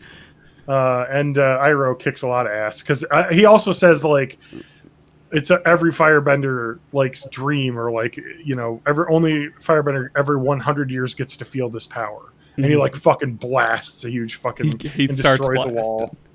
He just starts blasting. Anyway, he started blasting. So yeah, Azula is looking in a mirror, basically trying to do her hair by herself because she's at this point assumed to have fired everyone that's working around her. And she gets really agitated and gives herself the mental health haircut, where she starts cutting her own hair and looking real crazy, putting her own makeup on, which I really love the attention to detail there, where she's putting her own lipstick and makeup on, and it looks really fucking weird later on because she's never done it before. She had to do it herself. Twins, the old lady twins that were in that one. Oh yeah, she fires them too. She fires one of them. One of them. Poe, you're banished, and she points to the one that's not Poe. Yeah. And which one of us is banished? Because she pointed at you, but she said you. She's at this point kind of just falling apart because she's unwell, and we see that when in the mirror she sees the vision of her mother talking to her about how she wouldn't miss her own daughter's coronation, and says maybe the fact that you're trying to use fear to control people is messing you up. And she said that you feared me, and she says, no, I never feared you. I love you. And she freaks out and fucking smashes the mirror, and then she begins to sob. And you're like, okay. She had some problems. I mean, their dad is a real fucking piece of work. They didn't have a really stable home life growing up. No, especially because their supportive mother was basically forced to flee so her son wouldn't be murdered. Yeah. Yeah. And she didn't have an Uncle Iroh to keep her level. That's literally kind of the situation we have, is that this very well could have been Zuko had he not had the, influence of someone like Iroh. I mean, she never had that luxury. She just had her friends that were basically forced to be with her or else be beat up, if they're yes men or yes women. And so it's actually kind of the first time you feel bad for Azula. You're like, huh, she's really fucked up. All right, well, off to the next scene where we actually haven't really... I don't think that the Fire Lord fights Aang yet. It hasn't gotten to that point. Looking through it's pretty much all... Oh, no, okay, yeah. It starts happening at this point. So Ozai, basically sees Aang show up. They do fight in this one. Yeah, so basically Aang shows up and fucking just launches a bunch of rocks at the Fire Lord's flagship, and just destroys it basically, and it starts crashing, and he's like, it's fucking on, and he fucking uses his advanced firebending to just jet over there basically, and then they create a huge explosion when they firebending hits each other. It's insane. It's really badass. He takes his fucking clothes off, and he's just this ripped dude, and he's like, I've been waiting for this. I'm going to kill you. It is now time for a costume change. Yeah, his derobing animation is really fucking cool, because it's he takes off his outer robe. Yeah, he's got this fucking king regalia. But when he throws off his main robe, he just decides to incinerate it while he throws it off, so it just bursts into ash when he throws it off. It's fucking also cool. True. It is fucking badass, and I just can't stop gushing about how good this all looks. The fight with him, Aang and Sozin, is just incredibly animated. Azula's coronation begins, and Zuko's like, "Hey, no," and before she's even coronated, she's like, "You know what? Let's fight for it. Let's have an Agni Kai." Earlier she tells the two sisters, elderly sisters, to do an Agni Kai to just to decide who's banished or whatever or something, or fight, and then they're like, "Oh, we can't do an Agni Kai because neither of us are firebenders, because Agni Kai is a firebending fight." And so she's like, "Never mind, you're banished then, whatever." It's okay. So they have a pretty badass fight that is also incredible. It's blue and yellow or orange fire. And Zuko's like, oh yeah, because Katara's like, well, we came together because we were supposed to fight her together because you didn't think you could take her, and he's like, something's off, she is looking weird. She's a real nut bar. Yeah, and so he's like, I think I can exploit this to win the fight with her. Meanwhile, Aang and Ozai are basically fighting blast for blast, and of course, Avatar gets that lightning shot at him basically. And then he prepares to redirect it back, but he's like, I can't kill him. So he redirects it into the sky, and fucking Aang gets blasted because of that. Yeah, and he gets blasted off a rock. But which it's okay hit because Ozai does some fucking kung fu chiropractor surgery on Aang's chakra. Yeah, Aang basically hits his like scar from when he got almost killed, and it kind of opens up his chakra at this point. Like, cause you see him like get down, and he's trying to recover, and he basically just turns himself. Oh, we gotta talk about that's at the beginning of the next one. We gotta talk about another thing. So we skipped might as over well all just like treat these as one episode because it all is pretty seamless. Exactly. We gotta talk about the amazingness that is Toph's metal bending when she takes the fucking the bridge of that ship, because she metal bends a fucking suit of armor around herself and just like, you know, to protect herself from the fire blast, and just fucking annihilates everyone in the fucking bridge. Oh my god, it's so awesome. And then Sokka's like, can I just say it's so cool that you invented metal bending? Which is just awesome. Toph's like, you could stand to mention it more often. You know. Yeah, I love Toph. So Zuko and Azula are basically destroying the entirety of like the like courtyard and a lot of the surrounding area with their insane fire battle. And Azula's gonna lightning Zuko because he's like, you're not using your lightning because I'm gonna redirect it back at you. And you know that. She's like, oh shit, I might lose. And so then, why not take someone else out? Time to start fighting dirty. Yeah, and so she sees Katara sitting on the sidelines and shoots the lightning at her. And of course, Zuko jumps in the way to save her, but he's able to redirect it, I guess, enough to not kill himself, but he's very hurt from it. And he's got a huge wound in his chest, close to his heart, but not enough to kill him. And Katara's going to go help him, and Azula is like, no, and starts laughing like a fucking maniac. And now we have Katara versus Zula Part 2, which is awesome. And then let's get to that's the final episode, basically. And then Aang is in like a fucking earth-bended ball around him while he's just getting blasted by Ozai, and that's where like the episode ends, where it's like, I think these played back to back when they aired. I couldn't imagine. On Netflix they are. Yeah. Okay, I was like, I couldn't imagine having to wait between those two episodes. But when he was in the toaster ball, that was before he got chiropractic in his back. Yeah, that's it. That's true. That's what happens next. Getting blasted out of the of the ball. He gets chiropractor. Yeah, and so his chakra is opened up, and he's able to get into the Avatar state. And Ozai kind of approaches the pile of rocks, and he's like, ha, come out and face me. And then he gets grabbed by his beard, and you see Avatar state Aang come out. Yeah, and he's just kind of like, oh God. Shit. Fuck. And he does the awesome thing where he makes a sphere of air around himself. And then he gets like stones to spin around himself, and then a ring of fire to spin around himself. And then like water, and it's like he's got every element. So he's just got all the elements like spinning around himself. And now he basically gets to beat the shit out of Ozai. Because so there's like one of the attacks he does is he takes like these like microscopically thin segments of rock off of the rocks and just like machine guns into and like blows up like half the fucking pillars, because they're fighting in this like canyon area with like tons of pillars, which looks really cool. And then basically in the capital, Azula's just basically blasting fire and lightning all over the courtyard, destroying everything. And Katara's trying to hide away and find some water. Yeah, she finds the sewer. And then what happens is that she finds the sewer grates with water underneath them. And she's like, you can see she gets some thought in her mind. And she basically lures Azula over to there, and she bends the water immediately all around him, springs the attack.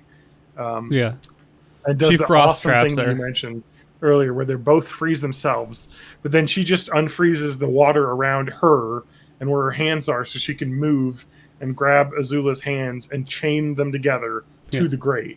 So she's unable to. She can't firebend if she can't do the motions. Move her hands. I mean, she can firebend out of her mouth, which you'll see later when she's yelling. But basically, she can't get at them. Yeah. And she starts going insane at this point where she starts just wailing, crying, screaming, and blasting fire and writhing on the ground. You're like, oh my god, she needs help. Which is awful. That's kind of what Steven Universe future is like in comparison to like the rest of the show. Yeah. So she goes to heal him, and she sees, thankfully, that she's alive. And then, here it is. Azula sees her brother rise, and she just goes crazy, and she just flails, screaming, and it's just like, okay. She's full on feral now. Yeah, and so Aang now gets all of the elements together, and to deliver a final blow. He like fucking is fighting him. They're blasting around. Then he gets him like the Fire Lord like on the ground with like earth covering his arms and legs, so he's trapped and he's ready to blast him with the final blow. And then flashback. And then he can't do it. Oh wait, what flashback? Well, it flashes back to what the lion turtle. He's talking to the lion turtle. Yes, exactly. Yeah. And so, he's like the original benders were like spirit benders, basically. Mm-hmm. Well, between that, I mean, before the flashback, but after he can't do it, he just kind of lets him do free, and then they do this kind of like they're both out of breath, and like the fight might just end. And he's out of the Avatar state too at this point too, because he's just standing there, and he's just like, I can't do it. Like you need to change. I'm not going to kill you. And Ozai tries to take advantage. Yeah, Aang releases Ozai from his bonds and says, "I'm not going to end the fight this way." And Ozai's like, "Ha! You're the most powerful being in the world, but you're still weak." And he tries to strike him with firebending, but Aang uses the Toph's earthbending technique, to see him get up and start moving without, being facing him. Yep. And quickly just immediately shackles him to the earth. And he's like, and this is, I think, the point where Aang was like, at the point where like, I'm not going to kill him. I can't. But then he realizes like, there's nothing I can do. This guy's not going to do anything but try and kill me. Mm-hmm. Like I'm stuck. What can I do? And then he remembers the lion. Turn them into flashlights. Yeah. So he remembers what the lion turtle taught him, and like where the lion turtle pointed to his chest and to his forehead, basically. And he tries to do that basically, and uses the technique to bend Ozai's energy. Yeah, and I think there's some lion turtle narration that's like, you must be completely like unmoving, otherwise you'll be corrupted by this. Yeah, and so then they basically bond their energies together, and he takes Ozai's energy away, is what happens. Yeah. His firebending has been removed. Mm-hmm. His PP no work anymore. Which, when you think about it, is the ultimate best way to end this. The Fire Lord is defeated because he can no longer use what he used to strike terror, basically. He lost. He didn't have to kill him, but it's basically like better. And he really couldn't be a martyr either for like any people who were still loyal to him. He's there, like, he just can't bend anymore. He lost it. And Sokka calls him Loser Lord. Which I like. And then Phoenix, king of getting his butt whooped. And then Suki's like, king of the guys who don't win. And Toph is like, you know what? Leave the name calling to us. Yeah. And then we get a flash forward to kind of what's happening in the future. Yeah, we totally skipped over the part where Sokka takes out all the other airships by running his propeller over them. But we don't have to really get into that. There's so much. I just want to acknowledge that Sokka's also awesome. Sokka's the badass. Yeah, because he comes up with all the plans. Throws the sword. Yeah. And he comes up with a plan to like and destroy all the ships. He tells Toph to like change the rudders. So the ships run into each other. They get to the point where Sokka and Toph look like they're going to die. And then he's like, "Wait!" And she's like, "Did Boomy come back?" No, even better. It's Suki. So who had taken over an airship and had come to rescue them. Not Boomy, Boomerang. That's what I call the Boomerang. I forgot there was a character called Boomy too. Yeah. All right. Yeah. So everyone's reunited in the Fire Nation capital city. Basically, all the people that were free are free, and they see their parents. Sokka is distressed to see Ty Lee is now a Kyoshi warrior. Mm-hmm. Fucking Zuko is trying to get him dressed up, and some goth GF shows up to help him. get his Big Daddy clothes got straight. girlfriend. And she and Zuko kiss and says, "Don't ever break up with me again, or I'll murder you." And Sokka immediately gets rock hard because that's what he's into. Zuko. Yeah, Yeah, fair enough. Yeah, just Zuko, not me or anything. Yeah, all right. Anyway, everyone's reunited. Ty Lee is now a Kyoshi warrior because she enjoyed hanging out with the girls, and they say that she's taught the Kyoshi warriors like the bending, the chakra Oh, blocker. chi blocking. Yeah. chi blocking. Yes, thank you, technique. And so yeah, she's very happy, and so that's a good ending for her. Zuko is the fire lord. Aang is now the airbending master. Basically, he's got the robes and everything that you see some of the masters wearing in the flashbacks. And they kind of reminisce of like how crazy of a fucking year this was. It's a year ago, I was frozen, and you were trying to kill me. Yeah, it's the Sorry, dream that Roku and his buddy could not realize, where like Exactly. suddenly the Fire Lord and the Avatar are like in league together. Friends. Yeah, they're like best friends, and it's amazing. And Zuko gives a big speech about how he's the new Fire Lord, and this will be a new era of love and peace. We'll see how that worked out in Korra. Oh, great, just great. I mean, like it actually does work out. So, but other things happen. that they always do. That's the thing. There's no longer a giant war, but it's actually I think the one thing that like. Go ahead. In Korra, like the one thing that you don't get explained to you is that like really anything about Aang, like the comics, but like you don't get. Be prepared not to know anything about Aang and how he died because there's another Avatar. They never like they and I kind of respect it because they go into Korra like this is Korra's story. Aang is relevant because it was the previous one, but like. We're not going to tell any more of Aang's story in the show, and they really don't. Like, I don't think Aang even shows up, though, right? Like as a vision or anything. There's like 2 flashbacks. Okay. Yeah, but there's no like talk to you from beyond the like, none of that bullshit. Yeah. So it's really beautiful in the fact that like they're basically able to break the cycle and make it. But in Korra, actually, it's like I don't know if you've seen the musical Hamilton on Disney Plus. But one of my favorite lines from that musical is winning is easy, leading is harder. And that's kind of what Korra is. Yeah. Okay, the war is over, but how do we make the world work as a peaceful place? The skill sets to getting elected and the skill set of actually leading are two very different skill sets. Correct.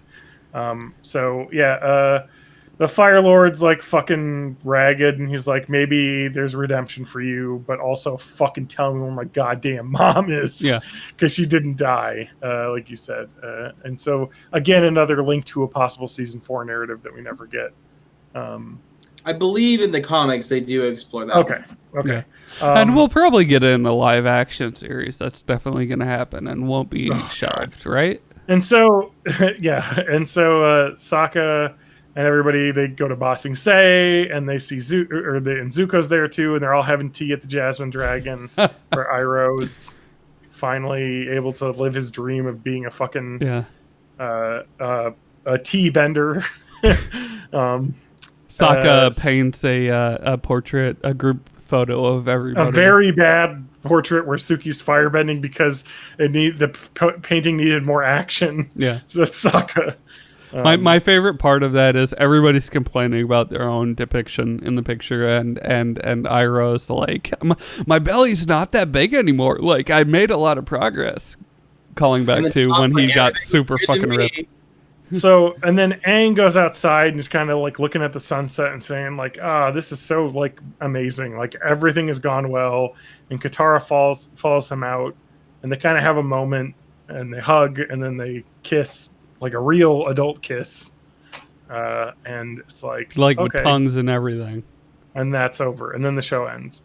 What do you think about the Katara Aang relationship? I actually remembered it being more involved than it actually is. Aang's only 12. Spanky's dying. Spanky, your internet. Spanky, open your door. I mean, like, sorry. Go ahead. Sorry.